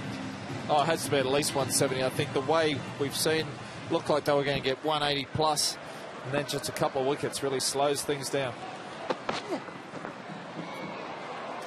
There again. But also the Sydney Thunder will know how the pitch is playing, so they know if they can minimise Sydney Sixers in the first 6 over, when the ball is hard, when the fielding restrictions are in play, if they can keep them under the required run rate and it goes up there, then all of a sudden when the ball gets a little bit older, softer, and they can put their 5 fielders, then they're in with a great chance. Yeah, I feel it's a real first 10 over pitch when you're batting. You make your pace, I think, in those opening 10, and then you try and hang on and get over the line. 2 overs remaining, it's 7 for 150. It's often places around the world that are very much like that in T20 cricket. I know, spending a bit of time in Sharjah, the pitch there, the sheen goes off the ball so quickly. It's not so abrasive out there, but because of the slowness of the pitch, if you don't maximise those first 10, you're not going to get the total you want. So you've got to go harder initially.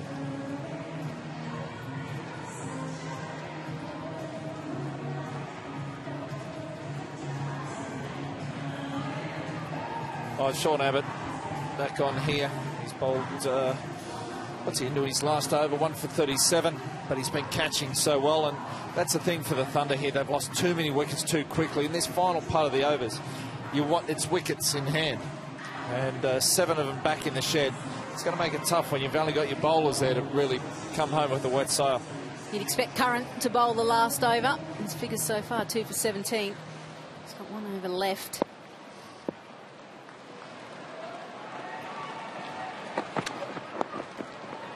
Now, no one's really been that difficult to face. O'Keefe was for 3 overs. He's been probably the dominant for the majority of his 4. The 3 overs didn't go for many, and he got taken that last over. But he's probably been the most impressive. No one else, they've had moments, but no one's really locked it up.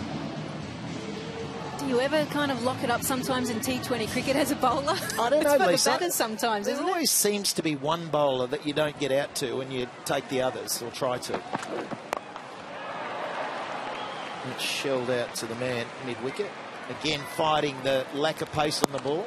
Now, someone like Rashid Khan, I reckon you probably talk about he's probably one bowler. Then say, look, we don't get out to him, but we're going to back ourselves to score against the other guys. Target other bowlers. Because if he gets 3 for, you're gone. We're going to be in trouble. That's probably your top order players. Or there's always seems someone in a bowling, is that like me? Well, Pidge was on all the time, but someone who's on that day, and you've got to get through 4 overs and score off the others. But that's happening on thinking on your feet. That'll be 4. Nicely played. Good placement there from McAndrew. And again, we see that slow ball from Sean Abbott. He likes bowling it short, a little bit wider, taking the pace off the ball. But, McAndrew there just nicely let the ball come. Got a good chunk of it. He needed that early too, just to finish this off. There's only 1 over after this one. Still on track for 170, and that's minimum.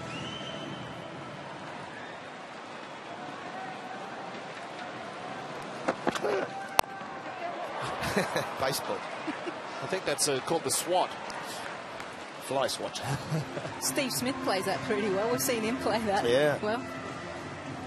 But the Sixers have done well. They've managed to pick up 5 wickets for just 36 runs, and that's really pegged back the scoreboard and is heading into that 200 mark.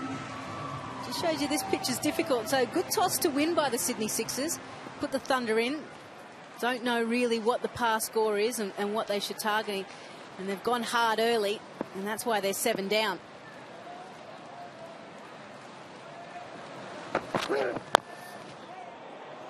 There's nowhere. And at this back end of the overs here, dot balls and ones, you're happy to go for six singles. If, as a bowler, that's what you're thinking. If I can go for 6 singles here, I've definitely done my job. Sean Abbott bowling it full, mixing it up. Loves his slower ball. No one there. Back to conventional, shorter version, sort of full at the stumps and quick. Then is there worth also potentially a change up instead of always a change down? Oh, it's nice if you can have a change up. Some of the West Indian players, we've seen that in the CPL. They go up just a few levels. Well, I think of Courtney Walsh in yesteryear. He had 3 different pace bounces. The first one was the slowest. It'll take some stopping because of the pace of the outfield. Great work. The young fellow, Jack Edwards, down there. He's a big fella for a young fella, and that's at 19 overs, 7 for 161.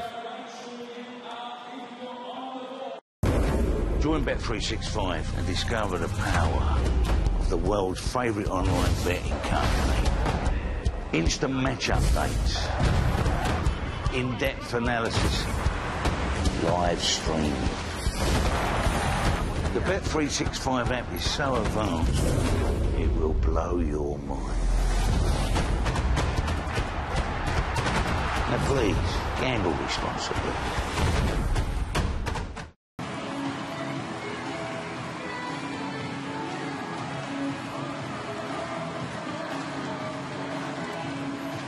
7 for 161. And they'll be looking to score 15 minimum off this over if they can. They're fighting the lack of pace at times from the ball not quite getting through, and obviously there's the slow balls. His main one is out the back of the hand, so expect a couple of those at least. When you're bowling at the tail, they don't pick it up as well as the top order. Well, he starts with one, and it doesn't quite get enough on it. If it got past mid-off, it might have raced away. Just needed to hold back. You've really got to hold your shot on this pitch. Count to 10 and then swing. Count to 10? Yeah. With the one out the back of the hand, he has that top spin on the ball, doesn't it? So it actually drops on the batter, but it actually kicks up a little bit more. It's like if you're playing tennis, your top spin forehand. So you almost have to set yourself for that. And that's why we've seen, especially in the T20 game, almost your baseball swing. Oh, here's a no ball. We've got a free hit. Nearly a beamer, that one. Over waist height on the full. It's a bucket ball free hit. And there's been a few so far in BBL 08. There's no question about that one. So, extra ball. This is handy in the final over. Cook needs to make the most of it. He does, and sometimes that can happen. You go for the Yorker, but you try to bowl it so quick and it just comes out too early. And now wide. Yeah, right decision, right call. So it's still a free hit? Still a free hit. This is the perfect over that the Thunder need. Tom Curran there, he wasn't overly impressed with that call. Again, the slow ball out of the back of the hand. You can see that blue line as a guide, and it's outside, so I'm happy to give that. Okay, very good. I just wanted to check as the bowler here. Happy to give that, coming from a bowler. Oh, that's... run. Oh, Lisa's got a finger up. You thought it was off the boot. It looked like it. He would have was right in front. Would have been absolutely dead, except it's a free hit. Oh, yeah. Lise. Come on, Lise. Sorry. I'm just thinking, like, my track record so far has been like, I've got a lot. I've done a bit of commentating with Lise recently, and every time they hit on the pad, she's out. It's out. Yeah. Well, there's been no LBWs given not out in this commentary box. Well, that's standard for a bowler. It'd be a quick game if they were umpiring. And that's what they say, good games are quick games. Yeah, they do. Boom tish, 2-1. Gee, there's a lot of bowlers in the commentary box these days. Settle down. That's a good bowling. There's the Yorker. We were talking about the Yorker earlier. So he has bowled well. Curran sort of matched up with O'Keefe in terms of figures. He's got the 2 for 20.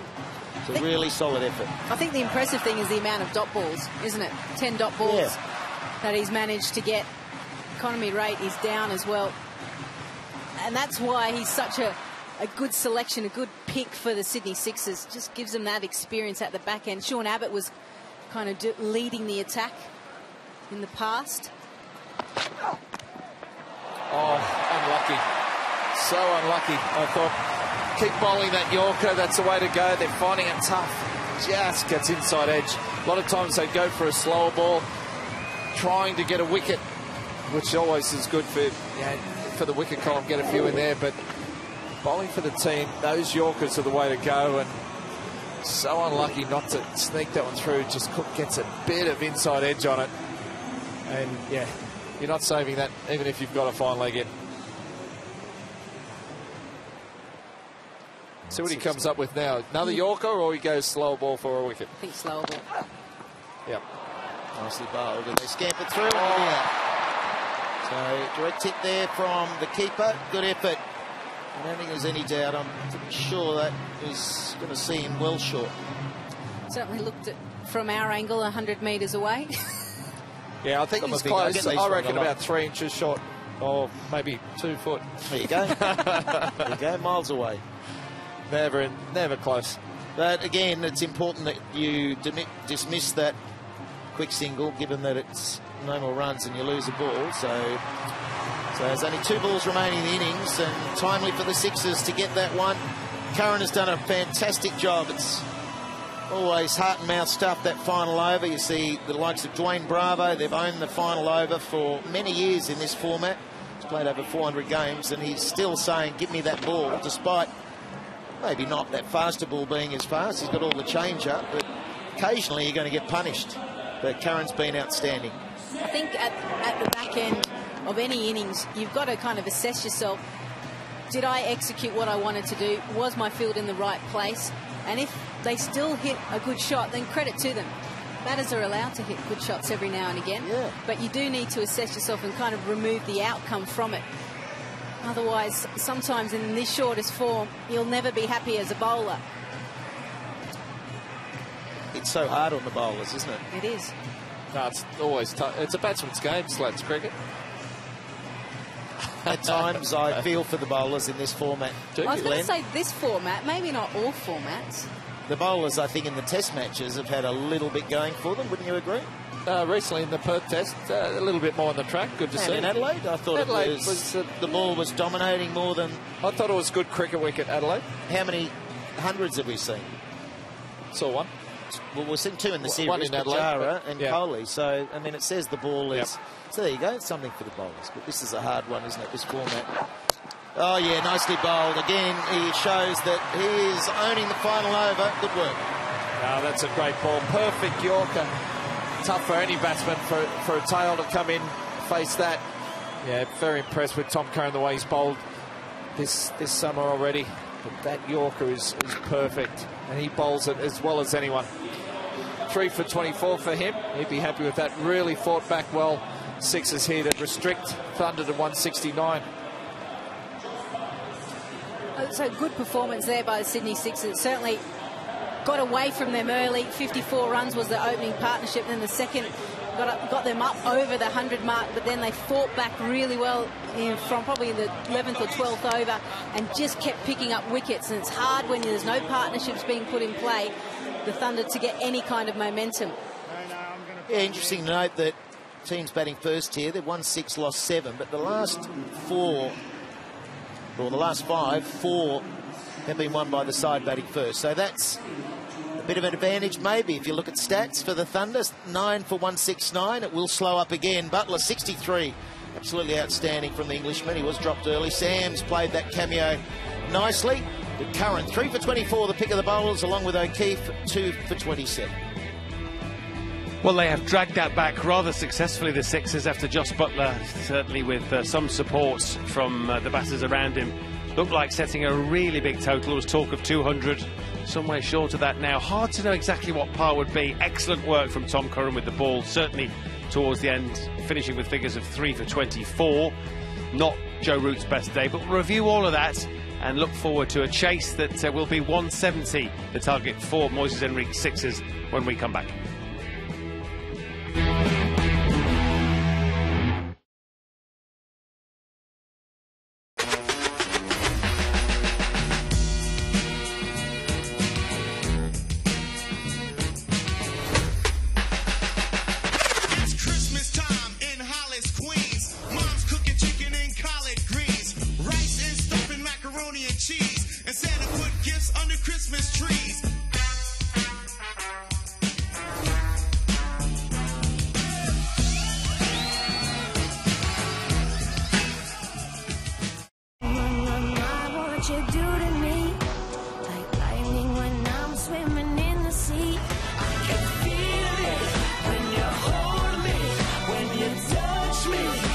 Because it's you. Stronger with you. The fragrance is for the two of us. Emporio Armani. Save up to 70% at Victoria Plum, and right now there's free standard delivery on everything. Inspirational bathrooms at affordable prices.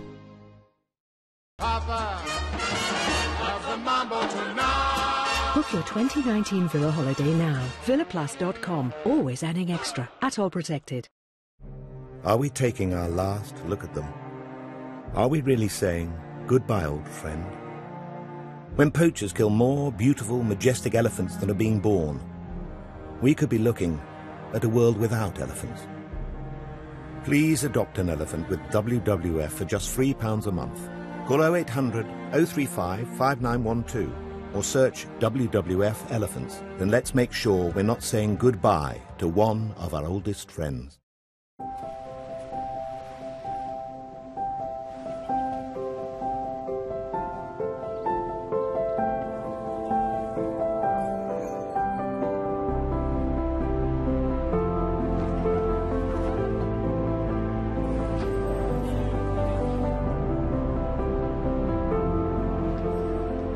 Discover a different side to Dubai this year.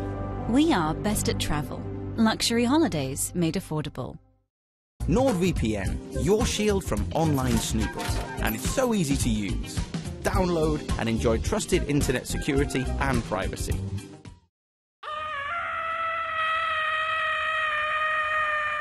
Insure your mobile with ProtectYourBubble.com. If it's worth protecting, bubble it. Cooker, 100 degrees boiling, and now also cold filtered drinking water. The tap that does it all. Go to cooker.co.uk for an introductory offer. Go compare. Their unbiased information could save billions across the nation. Proudly independent, free and fair.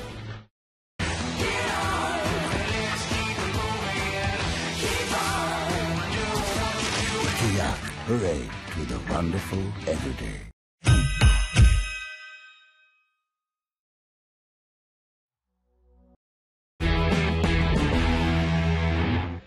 Welcome back. I wonder then which of the Sydney teams will have the happier Christmas. The Sixers and the Moises Henriques won the toss, chose to field. That looked a questionable decision early on, with Jos Buttler reprieved, as we'll see. Early doors in his innings went on to make 63, and at that stage the Thunder were definitely looking at a score of around 200, but back came the Sixers with some excellent work, particularly Tom Curran with the ball, and Stephen O'Keefe, it must be said. Some terrific fielding and catching as all part of that. But let's have a look at Jos Buttler's innings. Could have all been very different had Daniel Hughes kept hold of one early doors, but Buttler was already off the mark with that boundary when that edge was dropped by Daniel Hughes. He was just 6 at the time. Buttler in and out, really, but he was not going to make the mistake of letting them off, having been reprieved, Buttler, and he played all around the ground, first with Shane Watson and then later on with Joe Root, among others, Callum Ferguson as well, but he dominated whilst out in the middle, as he can, as he so often does.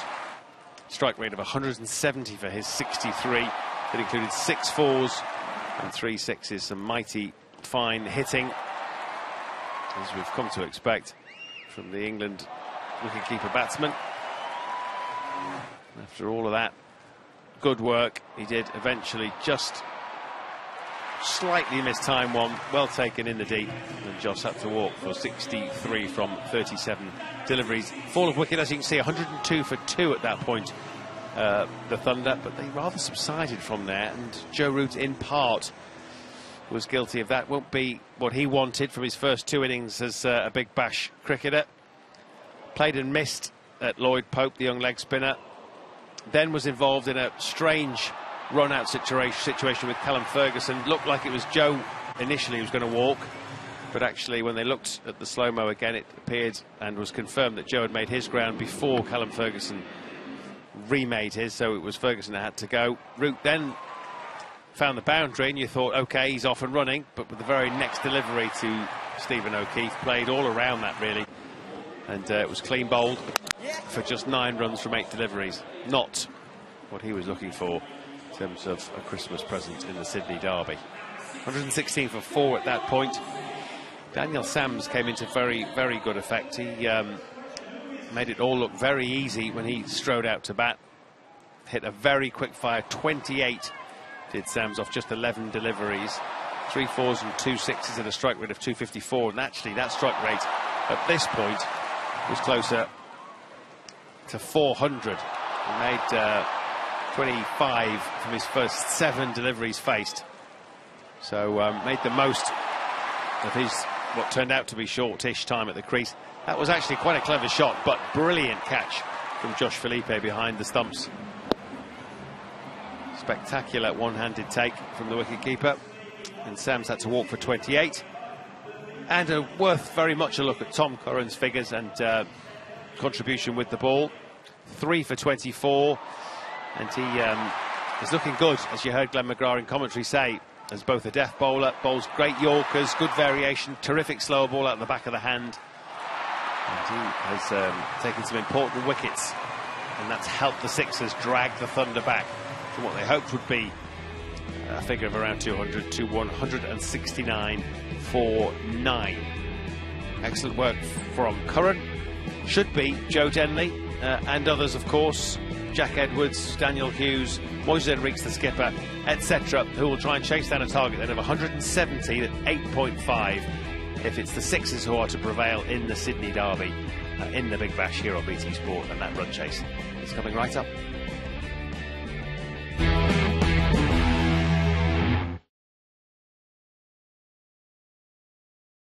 This is what we came for.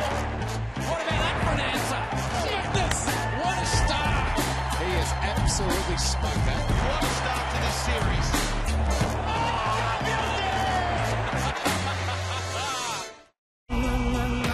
What you do to me, like lightning when I'm swimming in the sea. I can feel it when you hold me, when you touch me.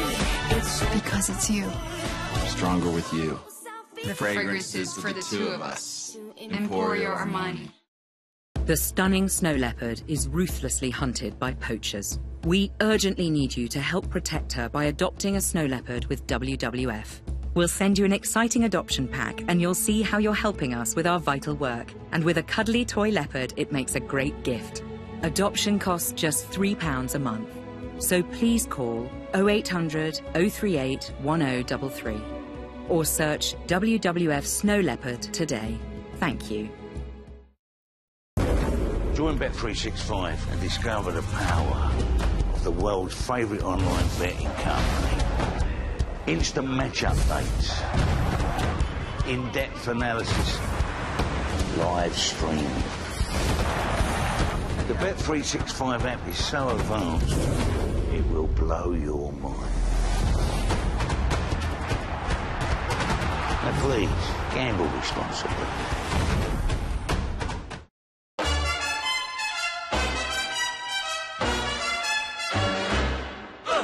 Papa loves mambo, Mama loves mambo.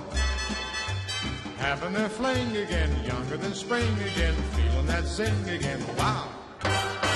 Choose from our largest ever range of villas with private pools, Wi-Fi and air conditioning. Go to villaplus.com to book your 2019 villa holiday now. Villa Plus, always adding extra, at all protected. Sarah is ready for a real relationship. Are you? On average, every 14 minutes, someone finds love on eHarmony. The best men don't just look good on the outside. They take a good look inside. They let it out, hug it out. The best men aren't afraid of commitment, and they're always there when it counts. The best men make every challenge their Everest, but don't beat themselves up if they only make base camp. To the men who always give their best, we've given you our best quality blades for over 100 years. Because what you're made of makes a difference. Gillette, the best a man can get. I'm a boss and stay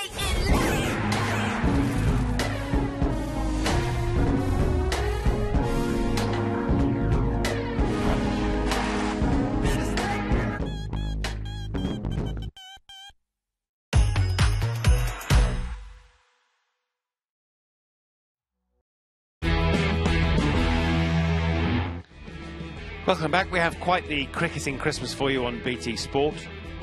Of course, on Christmas Day night, the third test begins. The Boxing Day test, as it will be down under at the MCG. Australia and India poised at one test apiece, 4-match series. There's a little bit of chat between the two teams, certainly in the win for Australia at Perth. So you can see that third test unfold from 11:15 p.m. tomorrow night after your turkey. And then full guns blazing for the Big Bash from Boxing Day. 8 a.m. start on 3 for the Scorchers and the Strikers, followed by the Women's Big Bash game between the Scorchers and the Heat, both those games from the Perth Stadium. That women's game at 11:30 on 3 on Boxing Day morning. We're back on Thursday at 8 a.m. with the Sixers against the Stars on 2HD. Then Friday at 8 a.m. the Hurricanes and the Thunder meet. That could well be Archer against Root and Butler. That's 2HD. Friday morning at 8 a.m. and Saturday at 7:45, Renegades and Sixers again on 2. Lots and lots to look forward to from the Big Bash in the days to come, and Test cricket to boot. So players back out at Spotless. Remember, 169 for 9 was the target posted by the Sydney Thunder. Josh Butler making 63. Joe Root, unfortunately, only 9 from 8 balls faced. He'll want better in the days to come. should be Joe Denley as part of the opening pair for the Sixers, with the tall, blonde-haired Jack Edwards alongside him. So they will be chasing a target of 170 at 8.5. They are to take the bragging rights in the Sydney Derby into Christmas. Back to Spotless then, and your commentary team there: Glenn McGrath, Michael Slater and Lisa Stirling.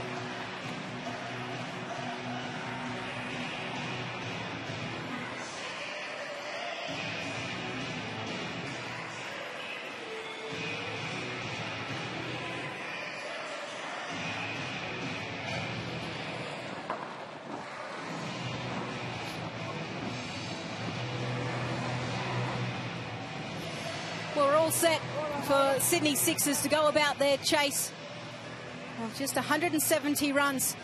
What we have seen already is that this pitch, it's quite difficult once the ball gets a little bit older and the 5 fielders go out. Do you think this is a total that can be defended, Glenn? Well, the Thunder have to bowl well here. It's all about early wickets. If they can pick up some early wickets, put some pressure on, or even through the innings, if they can get 1 or 2 or 3 wickets in clumps, that makes a huge difference. And again, they're starting with off spinner. We've got left arm Jono Cook bowling, and as you were saying earlier, Jack Edwards on strike. He's only a youngster, but I spoke to him briefly before he started play today, and he said he was so, the adrenaline was pumping so much that first game previously against Perth Scorchers. We saw, he said, the first ball, no matter where it is, I'm just going to hit it. And it wasn't quite there in that game, and he played a big shot, edged it straight to first slip, who just managed to knock it over the bar for 2, and then he hit some nice shots over the top. So this being his second game, he might just relax a bit more. But I haven't seen much of Jono Cook. He's a New South Wales player. Plays in the club system. Spoke to Gurinder Sandhu, and he said he's a wily little character. He's got a number of different variations, and I'm sure we're going to see it. So Cook to Edwards, and he gets off the mark comfortably. Just a nice easy 2 to get things going. Slightly a bit of a contrast to the way Jack Edwards started the other day. I think you've got 1 game under your belt. Okay, can relax a bit more, come out here and just play it on its merits. We were talking about Joss Butler being nervous. Can you imagine what Jack Edwards was feeling? Not a big turn at Jono Cook. His leg spinner won't turn that much. He's got a really good wrong, and that's probably the delivery that turns the most. And we've seen how well and effective that is, especially with Rashid Khan. Nicely played. So, you know very much what they need to do, the openers. It's very much this new ball pitch. You've got a bit more pace to use. You'll hear all of us say throughout the BBL that slow bowlers are used well these days because they force the batsman to make the pace, rather than the quicker bowlers at times can be the easier prospect.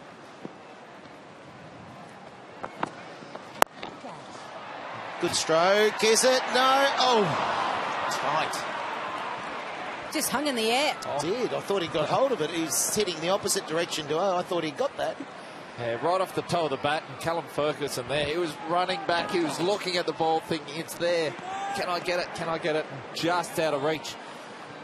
But all 3 hits, or those 2 hits over the top from Edwards, he hasn't quite got hold of them yet, but they play with no fear. Again. Throw the head back. Why not? Just try a little bit harder, lean back even further. That works, doesn't it? Yeah, well, he's shaggy too. The hair goes everywhere. So Denley now from England. We've had the privilege of talking to him when he was in the field. It's his opportunity to be trying to mirror what countryman Joss Butler did. There's that sort of nice competition. You think of these 2 sides, or you think of the Englishmen, they're all mates, and then you think of the Sydney boys, and off the field, they all get on like a house on fire, but this is Christmas battle. Get it.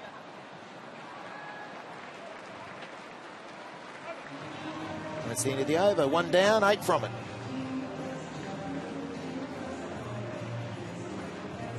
Different look You know that?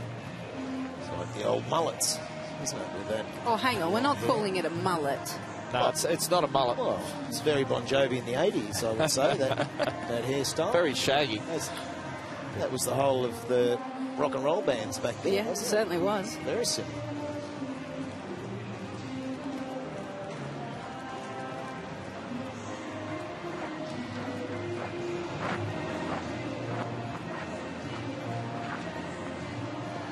There's Jack Edwards' information here. Northern Beaches man, yeah, I can tell he's from up the Northern Beaches. Great place to live, extremely laid back. Yes, I can see that. Stephen Cool's brother, Mickey Edwards, got a recent time in Shield career along Sangha, so they're good mates. Not today, not tonight, should I say? No, not tonight. Opposition. That's a big call as well. Ryan Harris saying that Jack Edwards is going to be the next Tom Moody. We haven't seen him bowl yet in this competition, but yeah, he gets the ball through reasonable pace. You saw him up at National Cricket Centre? Saw him up there, spent a little bit of time up there with the young fellas, and now he gets the ball through. He hasn't done a lot of bowling. And he's just getting the feel for it, but he's tall, he gets a bit of bounce. His younger brother, Mickey, I think, is more a fast bowler. But just watching the way they go about it, and they'll play having hitting practice with the ball machine, and they were hitting the ball not just over the fence, it was clearing the fence by 30 metres, 25, 30 metres at a time. So they seem to play with no fear whatsoever. Nicely bowled. So Rainbird has got one bang on target. He's new to the Thunder, and that will impress all the fans. Yeah, that's a perfect start for the Thunder. They needed an early wicket here, and the previous ball, Rainbird just squared Tenley up a little bit, and whether there was just a little bit of movement away from the right-hander, Tenley looking to take him over the top, just play it inside it, and that's a big wicket for the Thunder. They get off the mark, and it's now 1 for 8.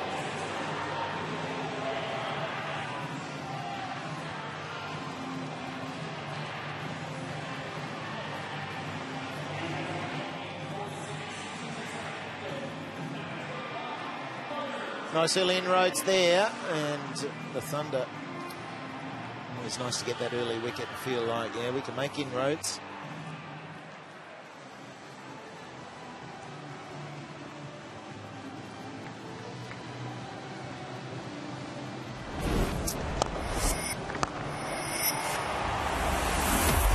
Leader of the Sixers, here he is, Moses Enriquez.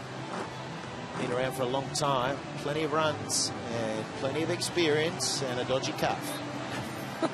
So we'll watch him running between the wickets. It was good enough to play.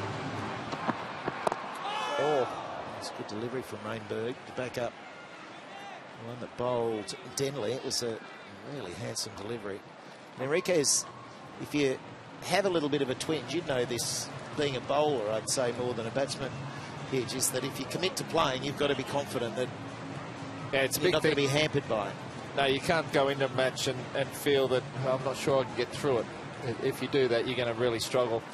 So, yeah, if you're worried, it's probably the safer option, especially in this short version. You can no longer have runners either.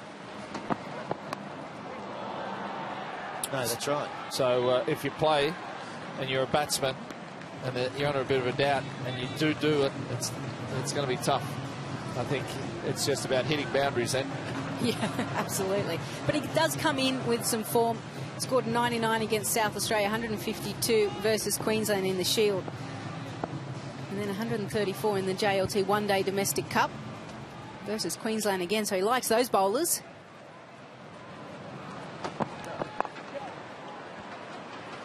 He's the sort of player for me that could have played 50 test matches by now. Is that sort of quality? 1 for 11.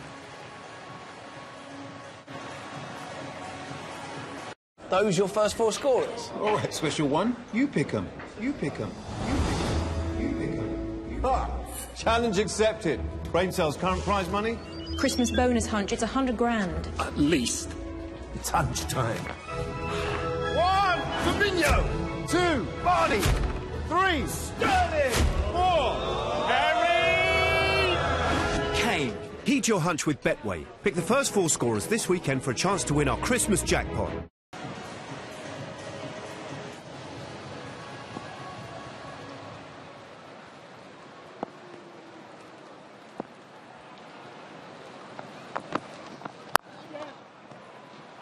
Easy single. Let's get outside to Callum Ferguson in the field. That was a nice early wicket, mate. Yeah, it was. That was a big one for us. Joe Denley's a quality player, we know that. So to be able to pick him up early, it was a beautiful piece of bowling, actually. It looked like it was just shaping in a touch and then nipped away. So that's the sort of skill Sam Rainbird brings to the party, and it's great to see him get a crack this year for us. Well, we could tell that you liked it because the celebration that you had was pretty impressive. Yeah, it was. Look, you know, he's a young player with a huge amount of talent, so to get a wicket early is great for him. Have you got enough runs, Fergie? Yeah, we're pretty confident. We think it's slowing up. It was very hard work against the spinners through the middle.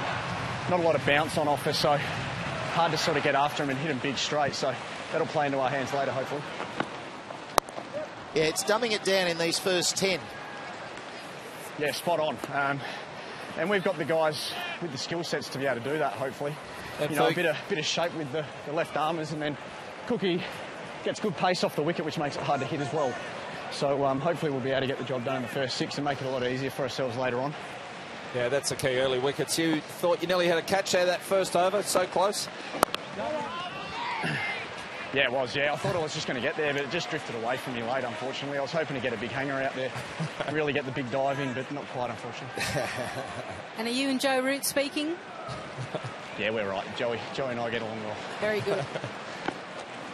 A bit stiff, Ferg. I thought the moonwalk back into the crease would have got you back there. Yeah. Oh, look, that's always a tough one. I think, by the looks of it, we were trying to both get back there and sacrifice for each other. So, yeah, it's always a tough situation. That he feels pretty bad about it, but that's the game, isn't it? All right, mate. We thank you for your time. Always a pleasure. We'll come back out shortly. It's good to get a sense of the vibe out there, and very much saying that these initial 10 are going to go a long way in the results, and this one might go a long way in the result as well. It was a long way down, wasn't he? Jack Edwards, he's a big man, he has a big stride. But John O'Cook, we've already seen, he's not a big turner of the ball. He's got those subtle variations. Edwards saw it, he premeditated and then realised he got in trouble. You can tell by Josh Butler, he has not moved from right behind the stumps. That always gives you a great indication. And in the end, it doesn't matter what Jack Edwards thinks, he's got to go. Second wicket goes, for the Sixers, it's 2 for 14.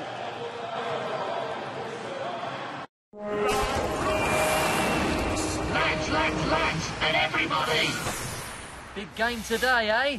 If you like a bet, check this out. Download the Ladbrokes app and play 1, 2, free for your chance to win £100 in cash, and it's free to play. That's wicked. No, this is wicked, mate.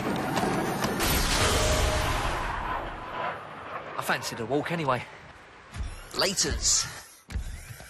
Ladbrokes, for the betters of Britain.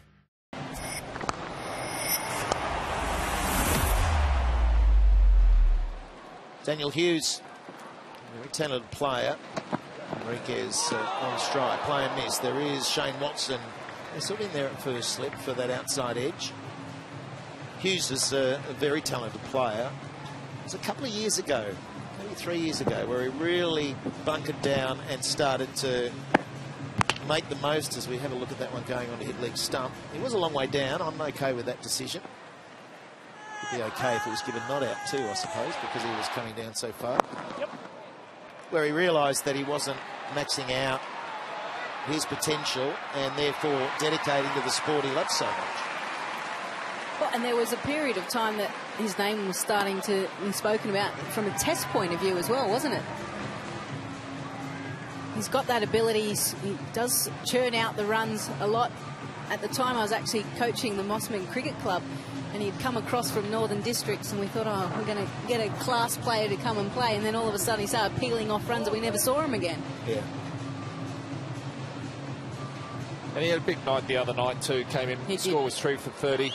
Hughes and Jordan Silk came out and really built an innings that the Sixers could defend, and in the end it was a match-winning innings. And that's what he does so well. He's got this impeccable timing. That was a very simple push through the line. He didn't try to keep it down, did he? He thought there's no point in doing that. It's wide. All the fielders are up inside the inner circle. I might as well just help the ball on its way. That's exactly what he's done. This over is a good one for the Sixers, having lost the 2 wickets, 7 runs from it, and still 3 deliveries left. See Rainbird there. He didn't like it. He felt he hadn't done a lot wrong with that delivery. It was just the class stroke. Nice way to get off the mark too from Hughes with that boundary. Now the single. Enrique's 7 from 7. But it's also been a good start by Rainbird. His tall left armour. Just, that was a big wicket. Henley in his first over. He bowled exceptionally well. I think he's just bowling good areas. Just making it tough for the right-handed batsman. Except for that one. That's a classic. That's beautiful to watch. It is. He'd been hitting the deck nicely, sort of around that off stump, just sort of looking to bring it into the right-hander. And that one there, he just sort of pushed half volley outside off stump. And Enrique, he's good enough just to put that one away. Not quite a half volley, but just a little bit too wide. Yeah, look, the beauty of batting in the top of an order, if you're out there in that power play, there are gaps. There's only 2 men back, and they are at square leg, deep square and third man. So you've got those gaps on the offside. You can penetrate. This time he picks out the fielder. There's so many different ways to get an innings going. 4 overs gone. It's 2 for 26.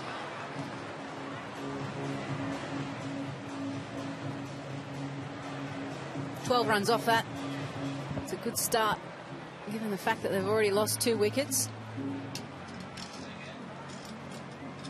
The original run rate when they first came out was 8.5. They'll try and keep as close as they can without it getting too north of 12 or 13. That's when it gets a bit uncomfortable.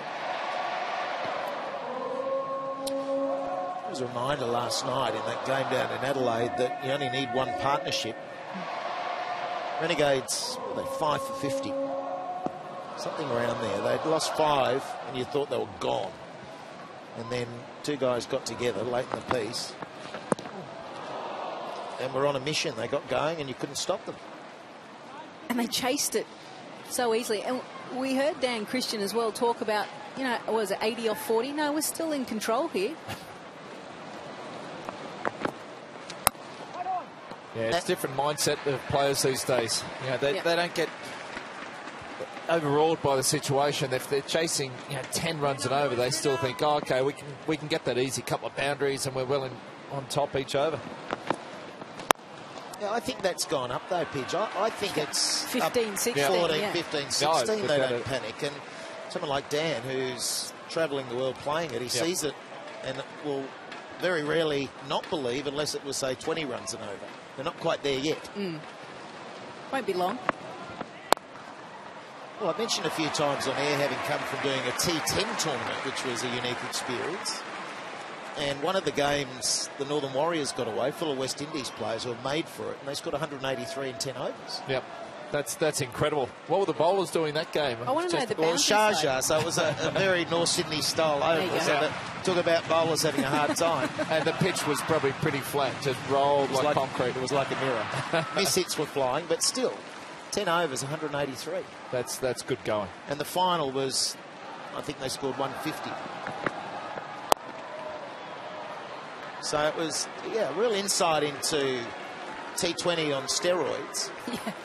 And they could amp it up even further because you're very rarely going to lose 10 wickets in 10 overs. So you just completely go. But still, the players who got the most runs were the guys who played more correctly and gave themselves a chance. This young Pooran. We had Fletcher from the West Indies, Shane Watson.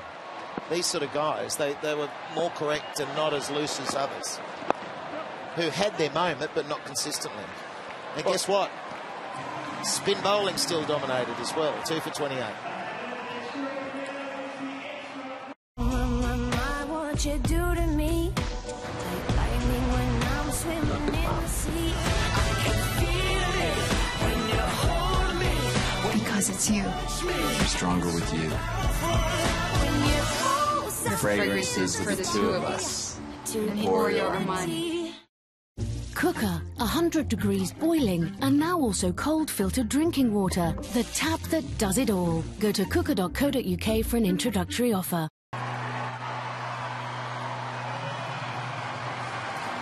Well, it's been a good start here for the Sixers. Well, I should say for Thunder, really. Keeping it, that worm is on the wrong way, heading the wrong way for the Sixers. A couple of early wickets always does that. And not a bad last over from Cook, just the 2 runs off it. So in these early overs, that's what you want to do. Build pressure, take wickets. Probably at its easiest to score runs, as we've seen in this match so far. So here's Sams. It's a good signal, but just a little bit finer, and that was running away. No third man in play. This will be the final over of the power play, so there's an element of thinking, make the most of it if you're out there. That one bounced just a little bit higher than what Enriquez thought, because it looked like he was in the right position just to guide it into that gap down at third. Just didn't quite time it in the end.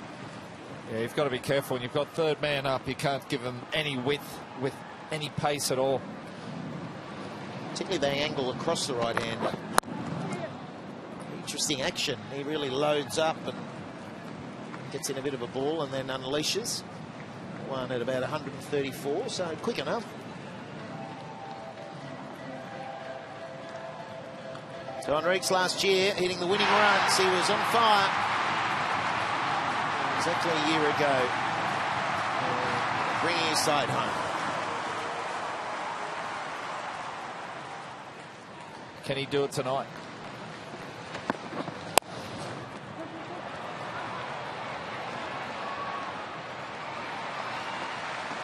There's something about this Sydney smash.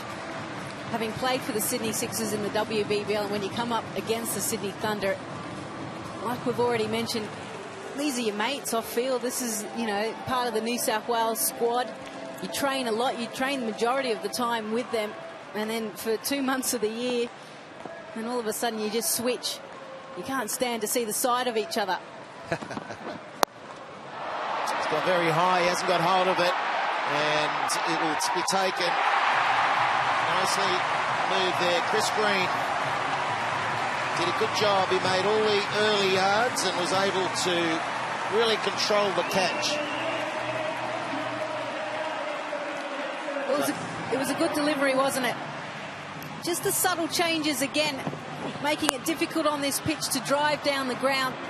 He got a good amount of it, but all it did was go sky high. Chris Green always comfortable under the high ball. And Daniel Sams, he picks up his first wicket, and all of a sudden the Sixers have lost their third within the 6 overs. Enriquez goes for 15, it's 3 for 32. I've always dreamed of sitting ringside at the football, huh? Look at this guy, he's like a thoroughbred. I don't know whether I should watch him play or give him a sugar lump. No matter. I got him down for a double. The match today and the 420 at Aintree. Meet. Oh! Don't bet silly. Bet savvy. The new Build Your Bet has thousands of combinations to choose from. So why request a bet when you can easily build your own and get your price instantly? The smart money's on Coral.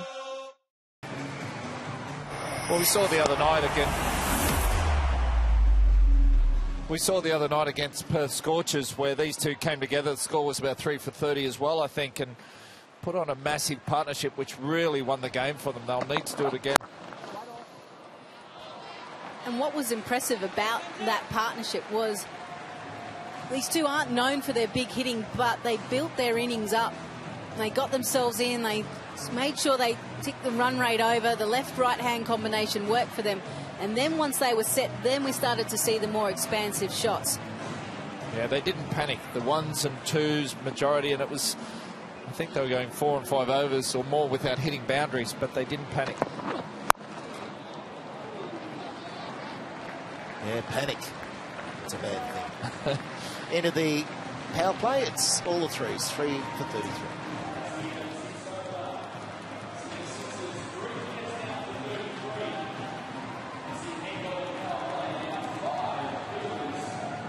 Good start by Sams, 1 for 5, 2 dot balls.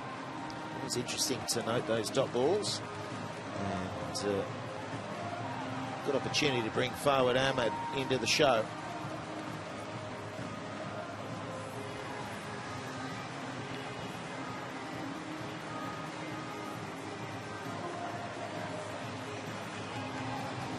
Changing the bowling, leg spinner, forward Ahmed. And what a talent he is.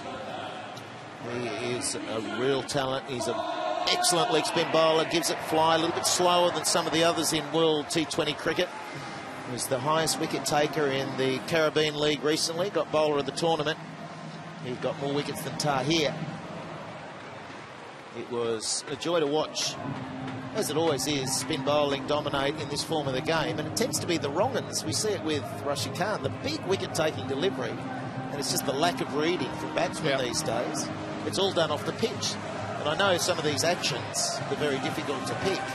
Yep, some are quick. And but it was the same for he's a bit more traditional isn't he? Leg spin, but a lot of his wickets were the wrong one. So he's in good form. Hence why the slip is in play, and the wrong and straight away across to the left-hander. Why wouldn't you?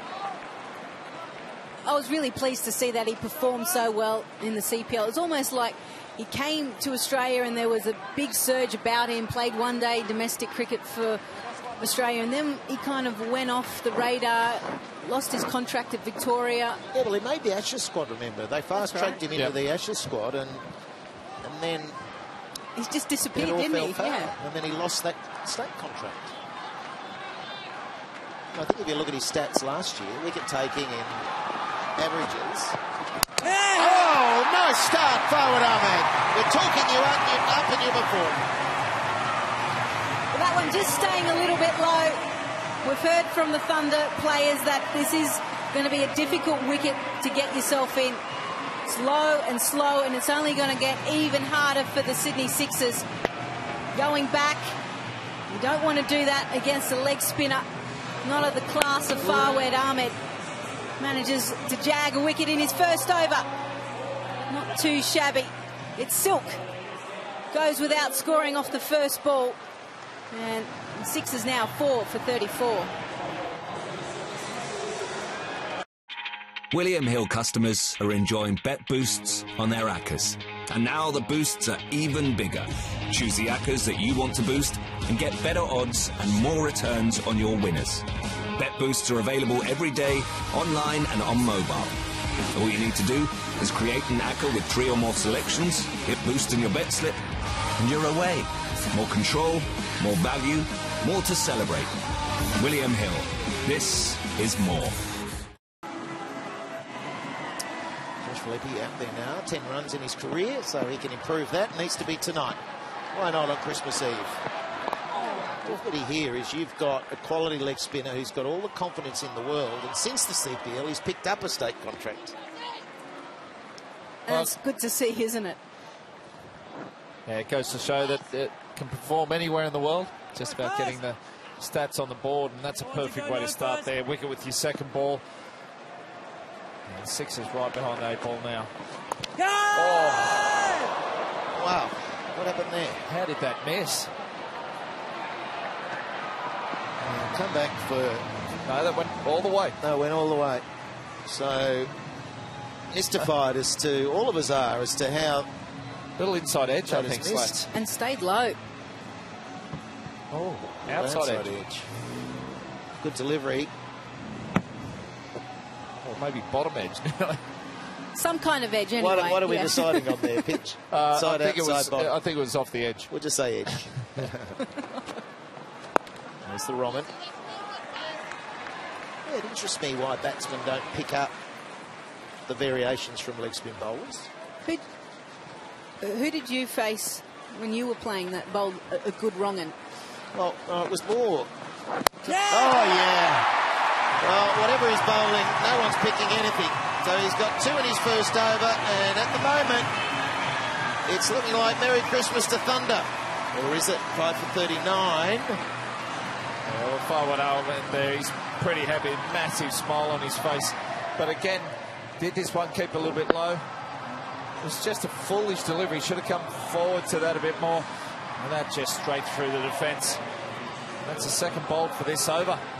They're in serious trouble now, the Sixers. 5 wickets down for 39. Join Bet365 and discover the power of the world's favourite online betting company. Instant match updates, in-depth analysis, live streaming. The Bet365 app is so advanced, it will blow your mind. Now please, gamble responsibly.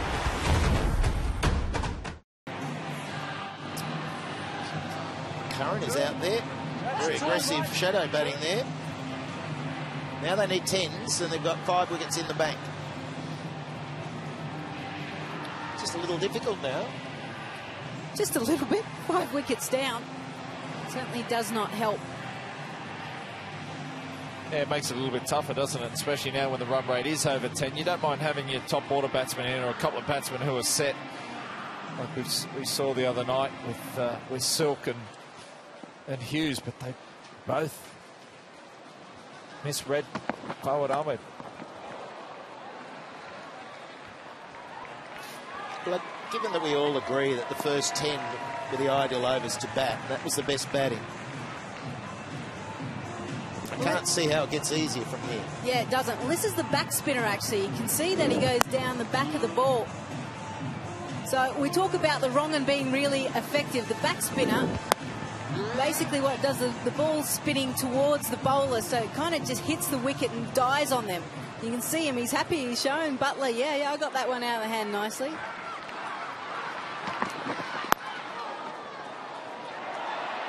Oh, now a run-out chance. It's a erratic throw. Is that Fergie? Who is it? That was... I don't think it it's is. Jason Sanger. It's Sanger.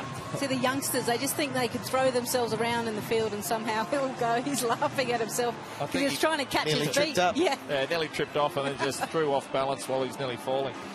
Yeah, it was But talk about that back spinner. Sort of Shane Warne had the flipper. Not quite the same. Doesn't come out as quick, but similar characteristics. Yeah. And if you play back to those balls, you're in strife. And even number 11 knows that.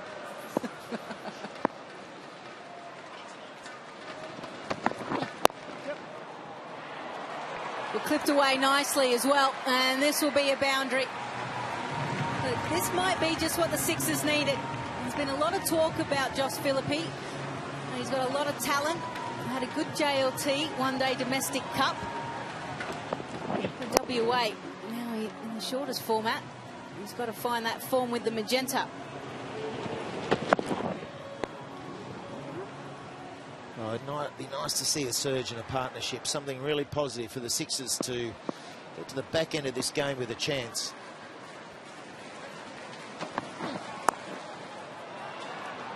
He's got another chance. It's better movement, better throw. Same result, though. It's hit and run out there, isn't it? Because both of those singles were probably touch and go. But they're pushing for everything. It was a good idea of, he would have made it anyway, so...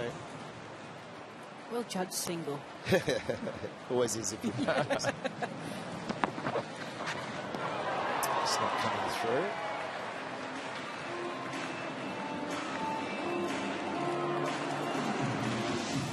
I like what we see with Sams as an all-round cricketer.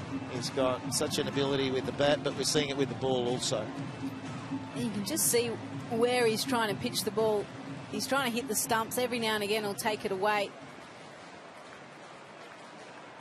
And so far, this BBL has picked up 4 wickets. Nicely played. Again, we don't see the timing, but it races away to the boundary. Long overdue. 8 overs done. It's 5 for 50.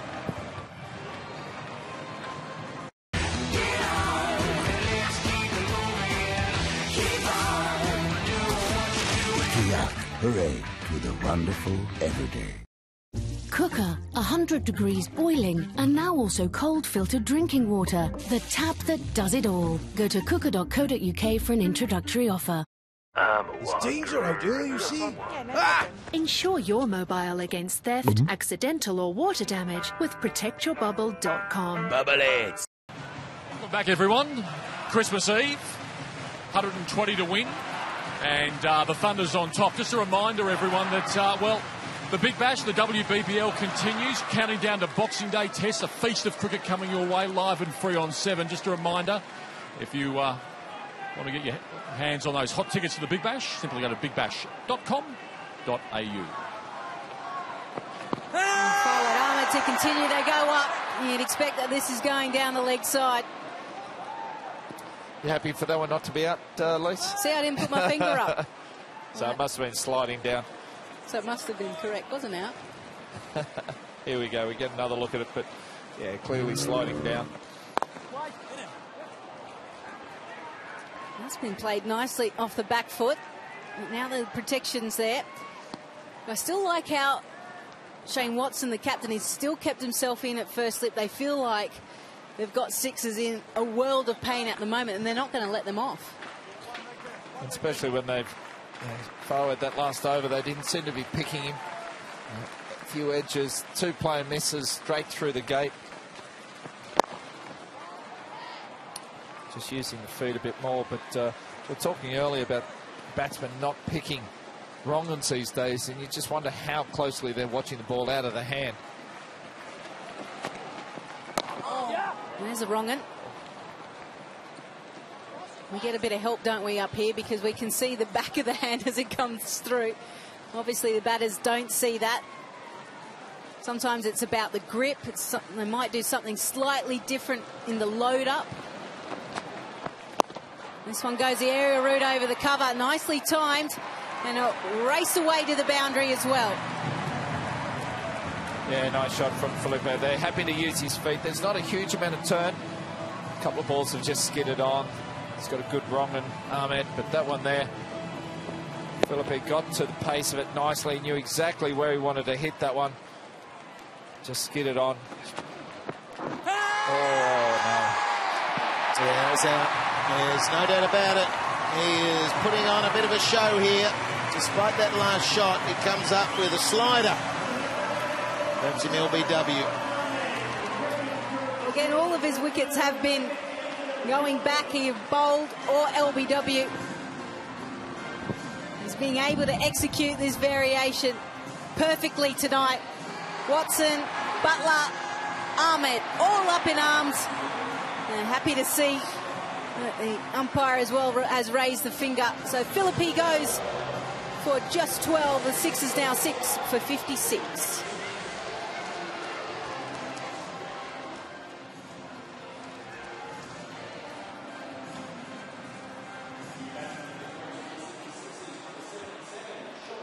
Terrific bowling there. Ahmed, 2 overs, 3 for 12.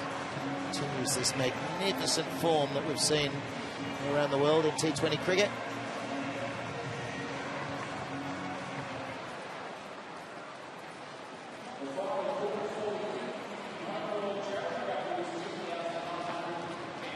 Sean Abbott. They're running out of batsmen now, the Sixers. Looking like it's going to be as tight as last year. Certainly from here, with 11 overs remaining, they need 10.36 runs and over. 4 in the bank. And things getting harder. Am I saying the obvious? Oh, yeah, I think so, Slats. Thunder were 1 for 77 at the same time. Looking good. It was actually interesting with the selection, wasn't it? Early on, Narinder Sandhu out of the side for John O'Cook, who's bowling now. So you kind of got to gauge that the Thunder knew exactly what the pitch was going to be like.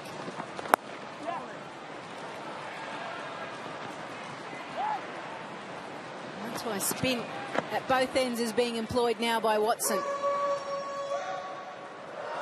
Look at this. This is going on to absolutely smashing the leg stump. A hard decision. He gets across, and see how these batsmen have been mystified by these deliveries. Really set them on a slow, low pitch. They're going back. Well, the ball before Philippe came out, nicely, used his feet, got to the pitch of ball and hit a good shot over cover, and probably thought the next one I'll just hang back a bit. You can't premeditate.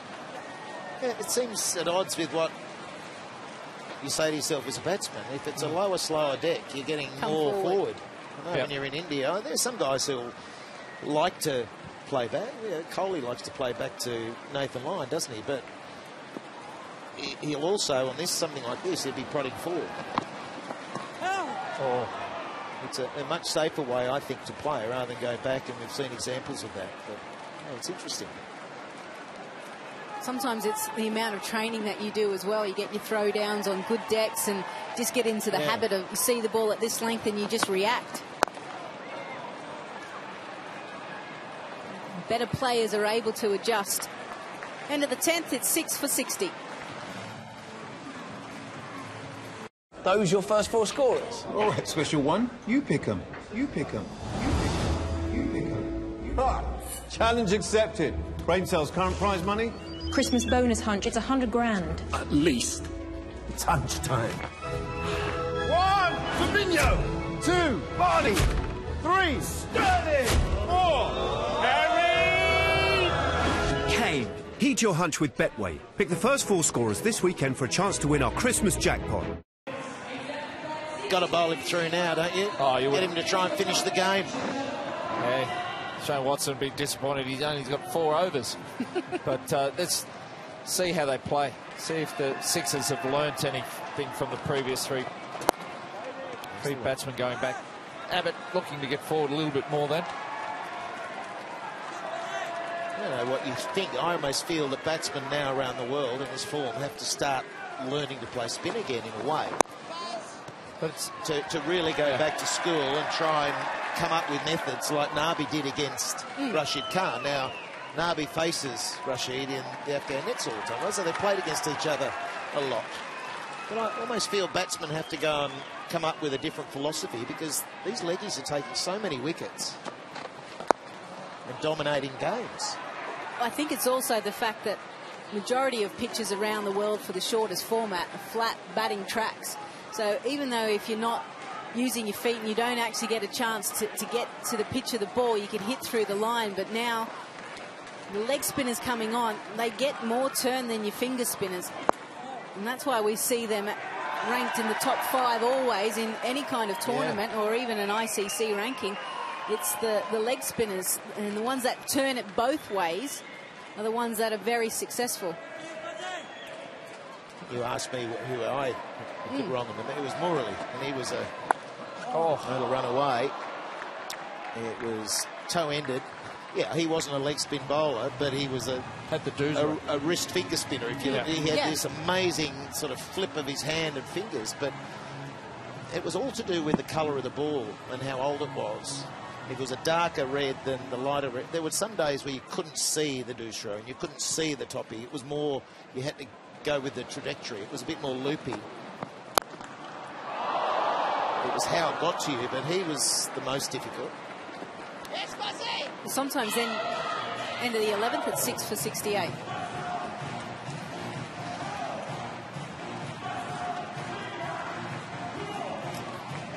Yeah, well, negotiated a little bit better that over by Curran and Abbott. And just not sure what they're doing. They're just playing back on the slow track. But Curran and Abbott look to get out, use their feet, just come forward a bit more. So a little bit more positive. 8 runs off the over, but something shy of a miracle to get home from here. So McAndrew now gets his opportunity with the ball. He likes to contribute in that wicket column as well. Seeing a few of the other boys do it. He wants to do a little present for Christmas. Well, and this is a great opportunity for Shane Watson to give some of his other bowlers a bit more time in the middle, a few more overs. So if he does need to call upon them in a tight situation, they've already got some overs under their belt. Oh, at least. No.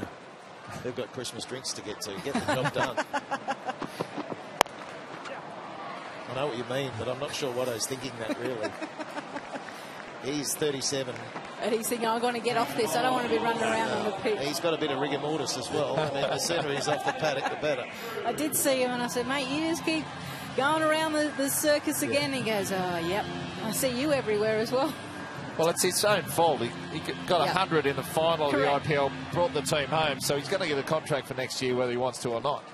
Yeah, I think he wants to. Well, I of course. think a fairly hefty one. It's actually one of the... We went through the IPL and, you know, we commentated a lot together, Lisa, and we're just saying that you pay this big money for the overseas, you want them to contribute. You really are delving into your pocket to get the big-name overseas players. And there are a few sides where the overseas players hadn't really contributed to a result. So to see Watto in that final smash 100, well, that was one of his the best second, hundreds you'll ever see. Yeah, second final for the tournament too. And to show that he more than has still got it. But he's also a guy to stay in tune with the game as they come back for two. If it was a better throw, he would have been out. But his commitment to the game, he's played great cricket to keep his hand in batting and working with the younger kids, giving back. But in that early phase of IPL cricket, when guys were just playing that instalment and then having a long time off and then coming back, there was not enough cricket for them to stay skilled up or in a groove. But Watto's realised that that's what you need to do. Nicely bowled. No, it was great to see Watson out there for Sutherland, your former club, and he's there with like Austin Waugh, so Steve Waugh's son, and the experience that Austin Waugh is getting playing in the side from Shane Warne. Shane Watson. I mean, Warning. How does he always get into it? Yeah. But not only that, you've got Steve Smith coming back playing as well. So for the young guys playing for Southo, it's just it's incredible.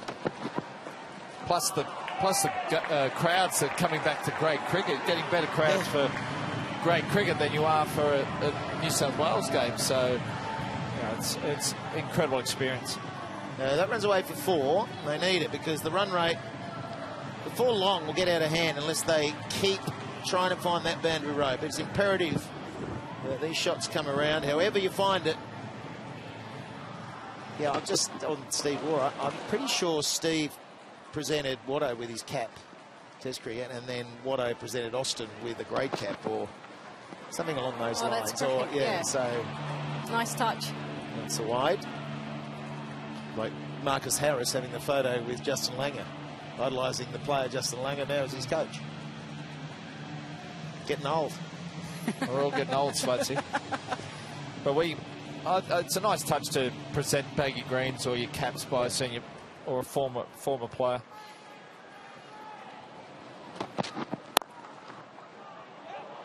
Good hand there, just the one. Again, they're not meeting that run rate. 9 from it, good over, but it's up over 11. 6 for 77, 8 to go.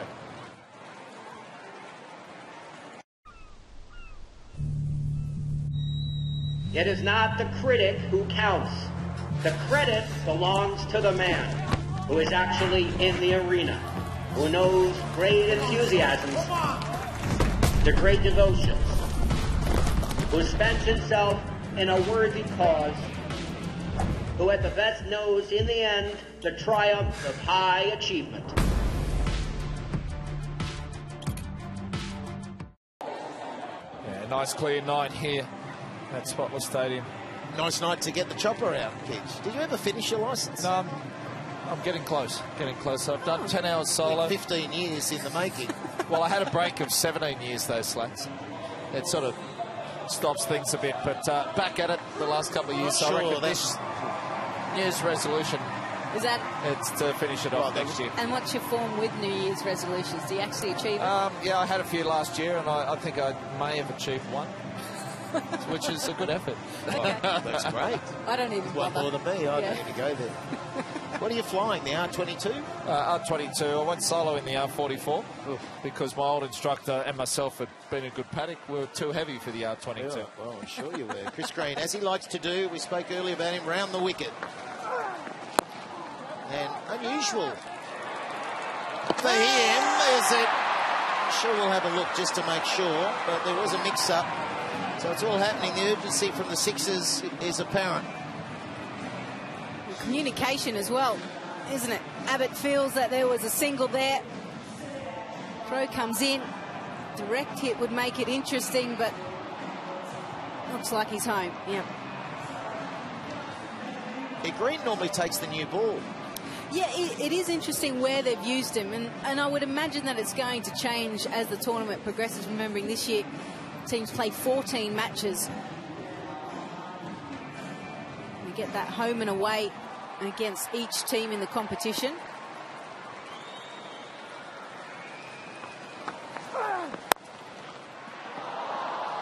I met his mother in the lift during the break. And she could still be a professional tennis player. Fit as? Fit. Yeah. And we were chatting, you know, about, I go for Thunder, I like green. Meaning, I thought green being the colour of the Thunder. No, I like green. She won't like that, though. That's gone for 4. Of her son, green. Then she said, my son's green. Was green. Oh, I get it then. And, yeah, so very proud as you would be. Yeah, Mum's always proud of her sons when they do well. And daughters. And daughters, of course. Of course. And the kids follow the BBL. I'm listening to the kids talk about the BBL, and they talk colours.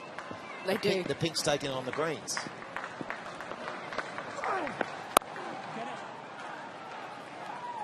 That's the fabulous thing about it. Well, and it's quite interesting. Obviously, the WBBL competition, it's into its 4th year, and this is the 8th year for the Big Bash. And we'd already had a domestic competition, a state-based competition, similar to what you guys had as well. But as soon as we changed into the magenta, the Thunder colours, the Heat, the Strikers, all the kids, as soon as you're in training gear, they were like, oh, can we have your autograph? You play for the Sixers, you play for... That's right. For this. Magenta, it's magenta, isn't it? It is. Well, I wasn't going to... And that was pink to me. Well, it's because of... Glenn, it's all right. Test, yeah. But certainly it makes a difference, and that's why the WBBL has been so successful off the back of Big Bash. And you put the double headers together and the families get a wonderful day of entertainment. Yeah, it's been phenomenal, hasn't it, the success of it? And we've had some cracking games so far. There's a long way to go. Oh, good work by the keeper. There's the angle across the right-hander. There's no turn. You get a sense that he feels, doesn't he, that he's just overbalanced. And Josh Butler is very quick. Just drags it out. Is Butler quick enough? Oh, maybe not out. We'll determine whether the foot was down. Is he sliding back in? I'm pretty sure he is. That's in. It's on the ground. You don't want another view? You happy with that one? No, 20/20 vision, carry on. Move on. It's... No mucking around here. Phew. Well, hit the right button. 13 overs gone. It's 6 for 83. You hate saying, oh yeah, absolutely, categorically, not out or out, and then... Then they show a different angle. And you're like, oh, hang on. Actually, his foot's bounced, and you can see underneath it. But third umpire didn't need an extra view then.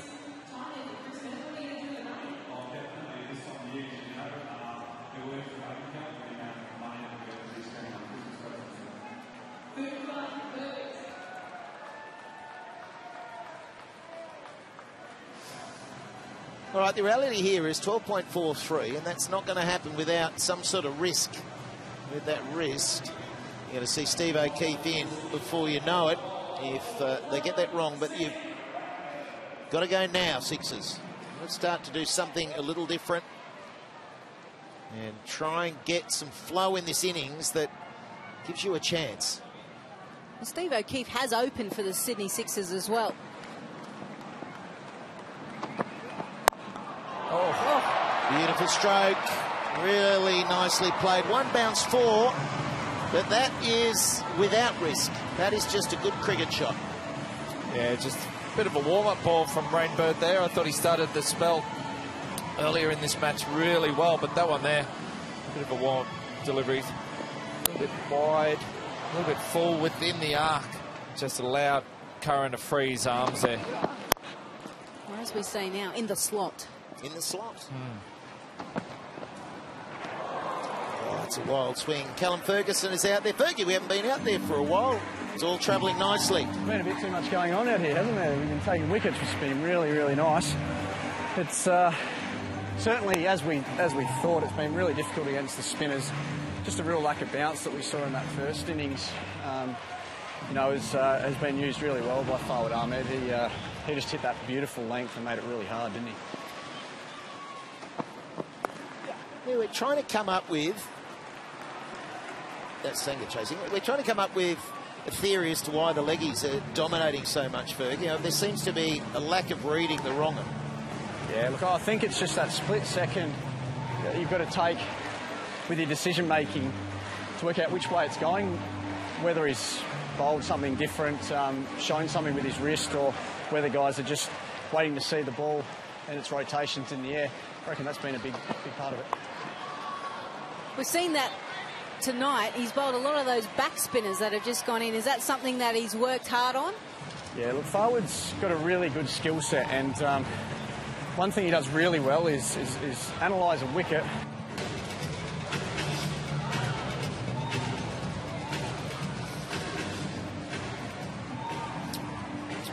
Well, we lost his mic there. We won't tell him. We'll just keep him going. We'll be he was telling us phrases. some absolute gold. He's still going. Good on you, Fergie. Sorry, mate. Your mic went dead on us, but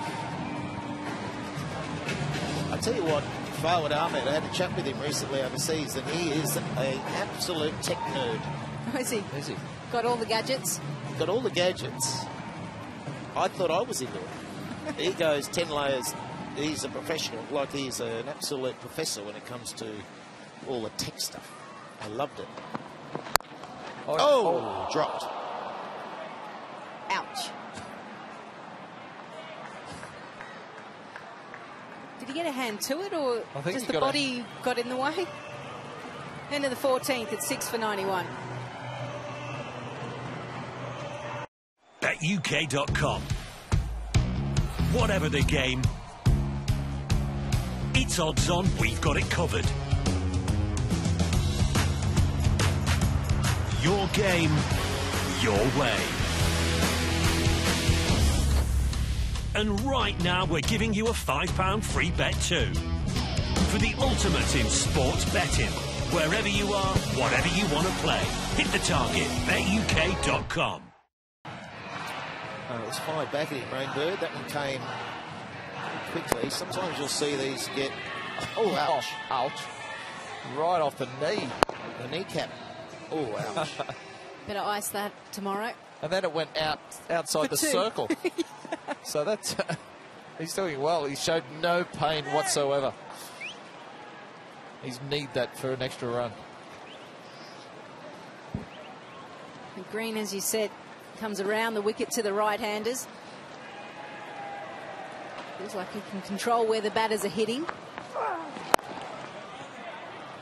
Well, it's up over 13 now, so if you're not going to go try and get that, you need a 2-over split of 15 to 20 or 20s, 18 to 20. You need 2 overs, and then you can start to believe, and that's what happened with the Renegades. Well, I was going to say it was like 80 off 40, so we're only 78 off 35, not too far away.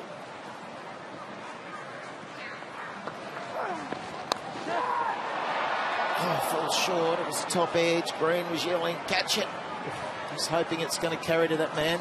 And Watto was running in then. He's not as nimble as what he used to be.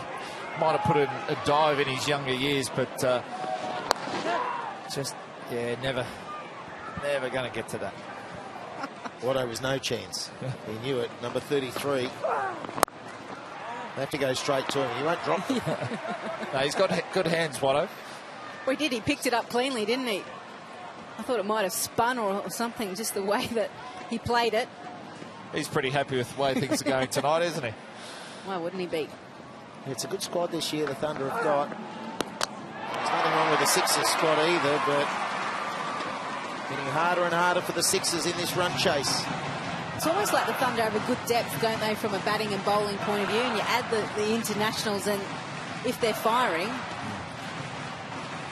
means they can attack oppositions from multiple angles, and that's exactly what they've done here tonight. Particularly, Lisa, at their home ground. Like, you win most of your games here. Oh, yeah. I was listening to the commentators talking about the Renegades last night. And JB and... Oh, go Watto. He's given up the chase early. That was he knows the outfield. Fair play. He was never getting there. Even Usain Bolt wouldn't have got there. But to turn... They were talking about for the Renegades to turn things around and be more consistent. It's turning their home ground into the furnace that allows you to win most of them here, and then you start winning a few away, and you're going to be in the finals. Yep. And I just think that the balance that the Thunder have got is perfect for this pitch. With that sort of slow... And the amount of spinners and variation. Spinners, yeah.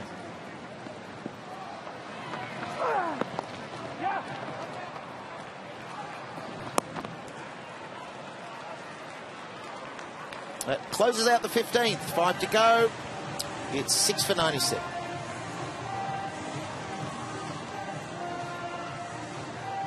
Where's that rate now? 14.6. Last one went for 6. So,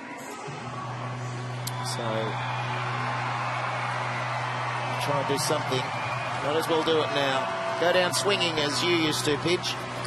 Well, you have to go now, otherwise, well, what, 5 overs later, the game's over otherwise, so you might as well be all out going for it.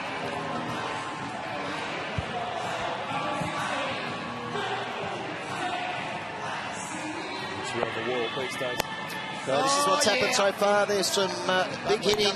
Josh Butler was absolutely outstanding, just the way he goes about each innings. He doesn't miss too often. And some good fielding too from the Sixers. They did put one down. Curran was in pretty good nick with the ball. I thought he bowled exceptionally well. No, he did bowl well. Bowls good Yorkers, good slow balls. And now he's got to do it with the bat too. There's only 5 overs to go. He might as well be all out, then have wickets in the shed. So can he do it with a bat? He's 32 off 25, so he's had a pretty good night out. Where would you target, Pidge, if you're out there? What was your batting or bowling? Batting. What was your hit zone? If I'm out there, we're 9 down, aren't we? I'm asking you, where's your hit zone? Your power shot? Your get out of jail shot. We're not getting anything here. Yeah. He's trying to think. Well, who's spinner's bowling was the slog sweep? You're facing Sam's. Come on, give us something. Well, you just look at the field. If fine leg's up, just walk across and just work him down the leg side. Otherwise, give yourself a bit of room, clear that front leg, and off you go. That's the way it works, isn't it? Strong base, clear the front leg, and your arc becomes this. I like to come down the track to the quicks and hit them straight. Charge the quicks. Yeah, that's the way. Here we go. He's got all the shots in the book. Well, that's how it used to be growing up in the bush on the synthetic wickets. It was down the track. You batted 3 then, didn't you? No, 4. For Narromine?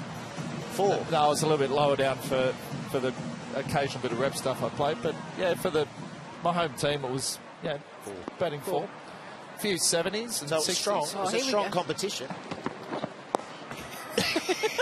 Sorry, no, what? And no comment. Oh, whizzing in. Oh, it was tight as well. I love talking about his batting. He used to get out the most peculiar ways you've ever seen. Impossible to get out that way. Yeah, combined with umpire firing, it's DRS would have been so good for number 11. Well, I've heard you say that number 11 should have one DRS, number 11 all the time. Because they just get fired, keep the game moving. But it's funny batting number 11. Nicely struck. Just the single. But you see the openers go out, or even the middle order, they face 5 or 6 deliveries without getting off the mark. Number 11 goes out. If he blocks 2 deliveries, you can hear them yelling from the change rooms, "Get on with it, or we declare." And I'm thinking the openers just took 25 balls to get off the mark. You get 1, maybe 2. Otherwise, pull them in. It was more about just get the inevitable done. We're dressed, we're ready to go. That's it. Well, what about your bowling, Slats? What's that? Do you want to go there? Well, I think seeing as you keep talking about his batting, I think that's only fair. He did get a test wicket, which really brought the game into disrepute. Well, that's... No, I'm not... Talk me through it. Come on. I'm not going to indulge. Are you okay? I only bowled a couple of overs. Tugger brought me on later in my career to try and ruin my average. I had 1 for 4 average of 4, 1.1 overs. And who was it? It was Waqar Younis. He could bat. He could bat. He batted 11, but he was better than that. There was a dirty half volley, just thudded into his pad. Just nipped away, like it swung away. No, it swung away and nipped back. And it was in Pakistan as well. And it just, to get movement off those decks. Yeah. And it was... Didn't hit a stone or anything? Damien Fleming's first game where he took a hat-trick. And what was even worse than Slats getting a hat-trick, Mark Taylor got a wicket. A wicket. Mark Taylor got a wicket. Leg spinner that didn't spin, half-tracker. Well, the surprise was there was Rashad Latif, it was a half-tracker. I mean, he never spun one off the straight tubby. It was a half-tracker. That'll run away for 4. The amazing thing was Michael Bevan caught it. It's 6 for 107. William Hill customers are enjoying bet boosts on their ACCAs. And now the boosts are even bigger. Choose the ACCAs that you want to boost and get better odds and more returns on your winners. Bet boosts are available every day, online and on mobile. All you need to do is create an ACCA with 3 or more selections, hit boost in your bet slip, and you're away. More control, more value, more to celebrate. William Hill. This is more. 63 from 24, and I don't think the worm is going to be too good if you're a magenta follower. Doesn't seem like Christmas 2018 is going to bring the victory. It didn't last year either. Or did it? No, it was Thunder off the last ball last year. I confused myself. There was 1 each. It was 1 each last year, but this game last year, Thunder got up in the last ball. Arjun Nair. And so we've got Fawad Ahmed. He's pushing hard in his final over for a 4-fer.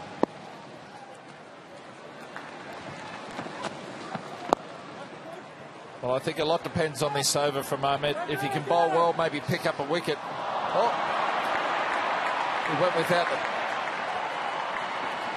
Just trying to see who that was. Came tearing in. Try to pick the ball up, throw it down. Chris Green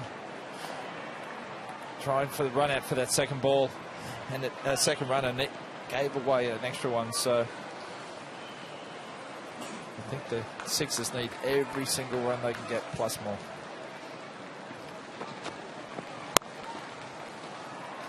Yeah, hard to force the issue with Ahmed at the moment, particularly in these conditions. They're suiting him.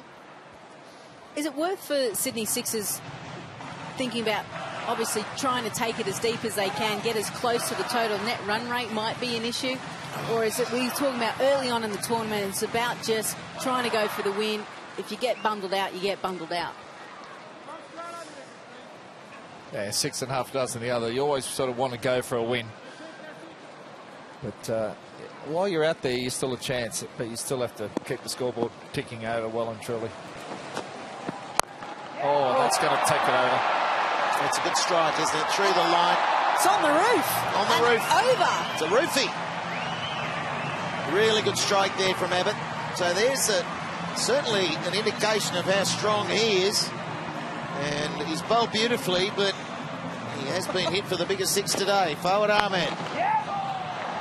Oh, had the full swing too.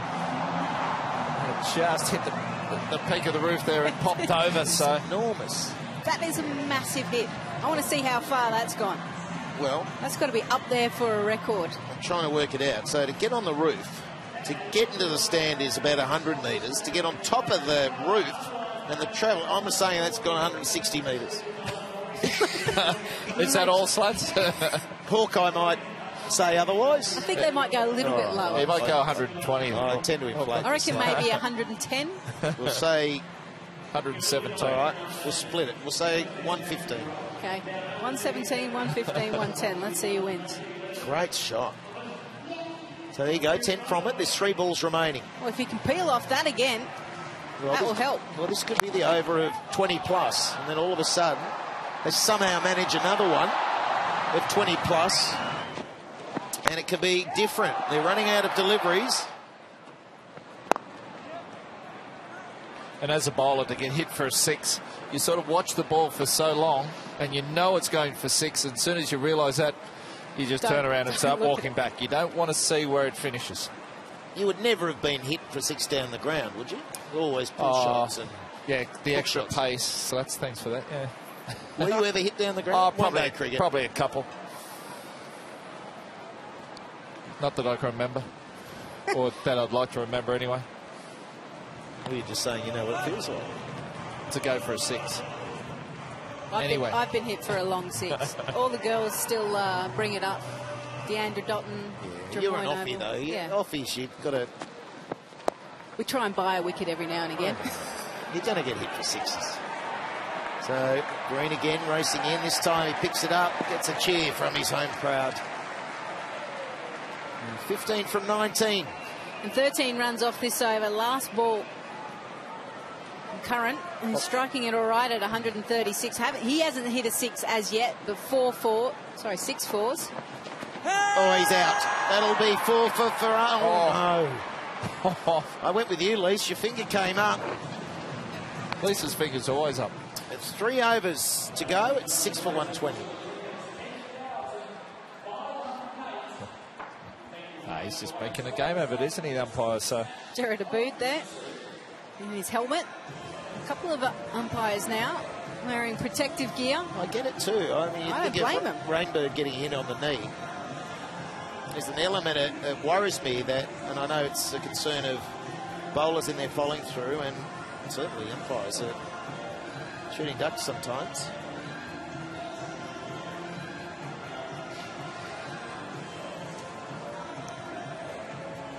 Babbitt, he launched one onto the roof here, spotless. It just kept going. Shooting star, it's been one of the highlights of the innings. .105 metres.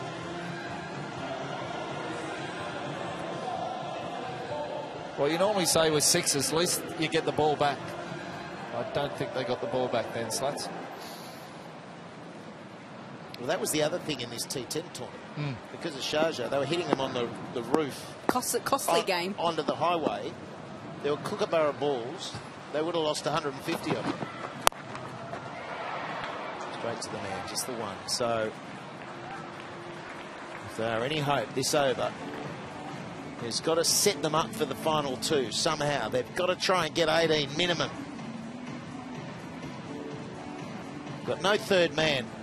So 2 men behind point, deep point. You've got both men straight and the ring on the fence. So that could square mid-wicket long on, and now mid-wicket going into play as well. That's number 33, Watson. Yeah, so this partnership's making the score look a little bit more respectable. 65 off the 50 deliveries, but even with that last over, that massive 6, they still didn't get the required run rate. Yeah. And it just keeps going up over 17. So 1s and 2s aren't going to do it anymore. Curran on strike. And he hits a good ball, that's for sure. He wasn't Abbott this time, it was Curran. And he's 47 not out. He's snuck up there, hasn't he? And this one just 112 kilometres an hour into the pitch. And it did just sit up there out the back of the hand. That seems to be the flavour of the Big Bash at the moment for our fast bowlers. Curran just went into his arc. And he managed to find a 6 as well. So, 7 off 2. Yeah. Ideally, they need another 2 or 3 of those this over, and then it just gets a little bit interesting. I'd love it to get down to the wire. Oh, well, if it keeps going like this, it might just do it, the 6s. Trying to look down at the dugout and see if there's a little bit of hope in the body language. You just never know. No, and so, well done, the 50 comes up. This is his highest score in any T20 competition around the world, and nicely played. Doing exactly what the 6s needed, isn't he? His strike rate 154, 7 4s, the 1-6. Partnership has been the key. That's what they struggled, the 6s, in the first 6 wickets. But this one, 75 or 52 deliveries, and they're not done yet. This is the over, Lise. Yeah, and you can see Shane Watson, there's a bit more field placement going on, more conversations. They're slowing down the play, the Thunder, to try and get some Sendersi back in their way. Well, it was 6 for 56, 6 for 131. And he's absolutely smashing them. The fielding. Desperation. Sandy base down there. Big patchwork built this outfield. There's laid grass. It looks like it was laid quite recently, but good work. Ferguson out there, scooting around the boundary. Just manages to keep it in. The initial touch, and then realising where he is and where the boundary rope, he tries to flick it again and does so successfully.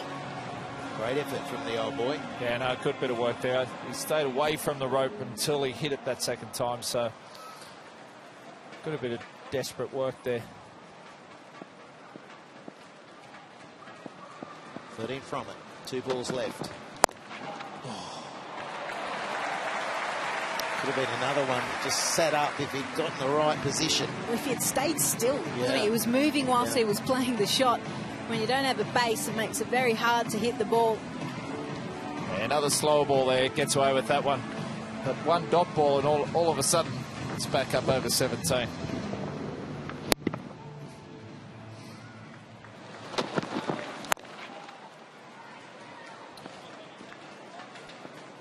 Big finish.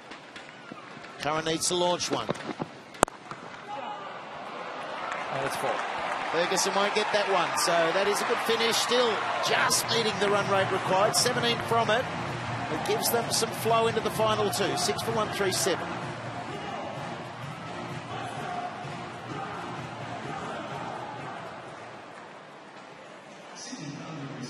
Well, now we're getting very interesting. 33 off 12, and you feel that there is certainly belief now with the Sydney Sixers. Penultimate over is always a big one.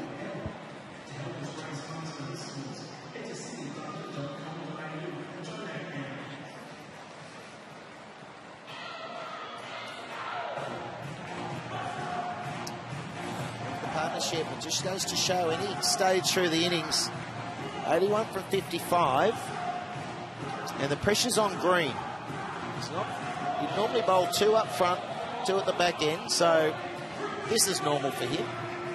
He's only going to get 1 of them out, so he'll bowl 3 overs, and they're going to come at him really hard. 33, it's doable.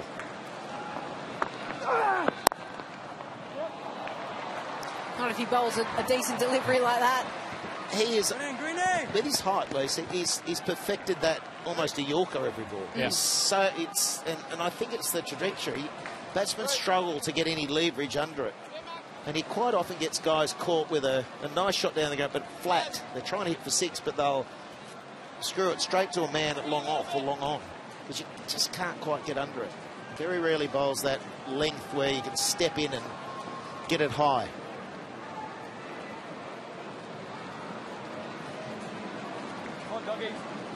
Three fielders behind point on the offside in a ring.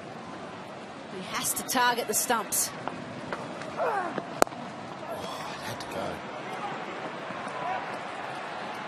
Turn back from 2, but it won't be enough at the end of the day.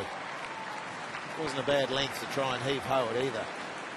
Yeah, good start to the over. Only the 3 off the first 2 deliveries. This over is important. If you can get through it and leave well into the 20s, it's going to be a tough last over. But they've got so much closer than they should have. Yeah. Thunder, Shane Watson won't be overly impressed with the way this game's going. Here again, see how full that is. Another 2. Well, they're happy with 2, the Thunder. It's almost like the Sixers need to try and go deep in their crease, or potentially go out to meet it, make it into a full toss. Yeah, I agree. You've got to try and somehow change the length because yeah. he just doesn't give you any leverage under it. And I'm sure it's because he's so tall.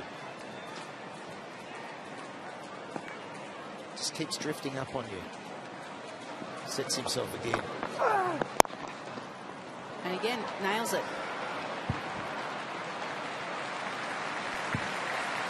And Sydney Thunder fans, they like it as well. They know how important this over is. Yeah, he's shutting it down for them. And that's the development that he's been able to produce in the last 12 months. He's got better and better. I love that. Every ball is a set.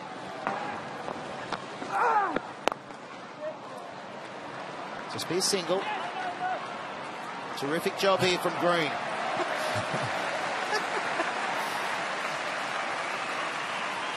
That's Sanger again? Yeah. He can't stay on his feet, can he? He's a comedy actor.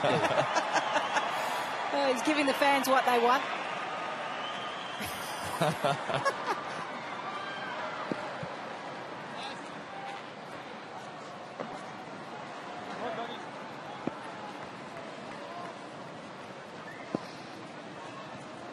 This is a record partnership here, stage of the Sixers innings. He should be out. So Green looks like he's going to get the rewards for such a terrific over. The pressure built and built, and he absolutely squashed it for the Sixers in that over. Well, he went Yorker, Yorker, Yorker, Yorker again, and then he took the pace off and hung it outside the off stump to see if they wanted to take the bait. Try to go for the big shot, because that's what the Sixers needed to do. Curran thought, here's our chance to pick up a 6. Unfortunately, he went searching for it and couldn't find the middle of the bat. In the end, a good catch by the debutant Cook. Goes for a well-made 62 in the end. The Sixers now 7 for 144.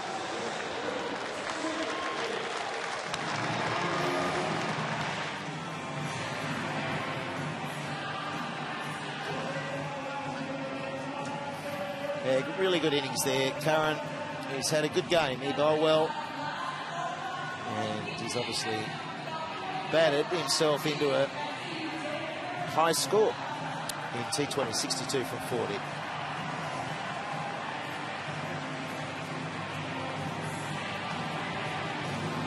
Steve O'Keefe, the new batsman. And with 1 over remaining, the Sixers, it's still possible pitch.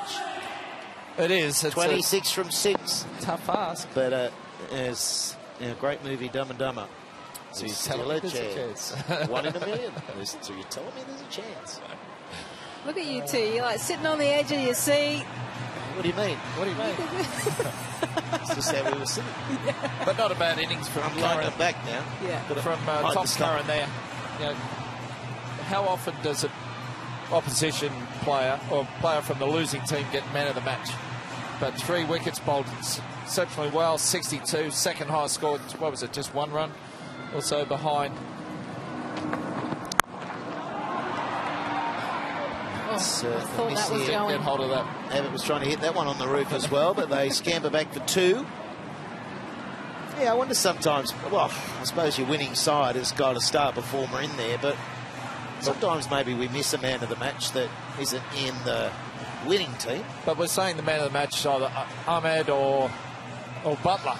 And Curran scored as many runs as Butler and took as many wickets as Ahmed. So I feel sometimes, unless there's such even performances around the team, the player of the match is someone that won key moments, that got their team to win the game. Got runs in difficult batting conditions, or got wickets when it was a flat track. Or it could be a wonderful fielding effort. That's just but I'm sure everyone out there has their own opinion as well. Yeah, but then the game the other night, at least where we're watching down at Canberra, our man of the match was not the person who received the man of the match award. Yeah, we went Jason Sanger. And it was Daniel Sams, because he scored quick-fire 30-odd and picked up 3 wickets. Well, how did that happen? We were on radio. Oh, I was thought you were talking about that. That won't happen in our coverage. No, he hasn't got it. Abbott, this time. Juggle. On you, Fergie. Got hold of it.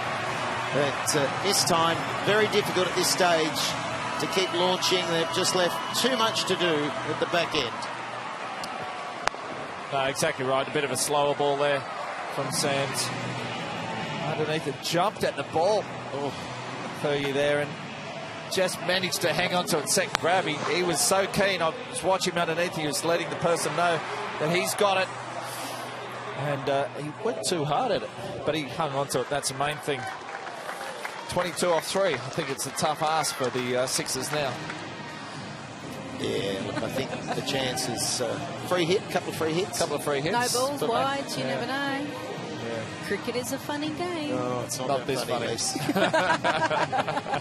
Maybe Christmas Eve. Maybe Santa has another plan for us. Maybe. No, it's been an exciting night here at Spotless. It is a fantastic venue here in Sydney. And there's been a fair crowd in. There was obviously road blockages because of that news that Jim Wilson told us about that building that's unstable very close to here.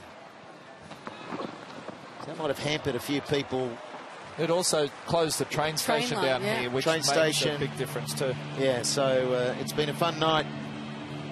And it's all been thunder. It's been another side batting first has won. The last 4 out of the 5 wins have been the side batting first, and they were sent in. So it's been a stroke of luck.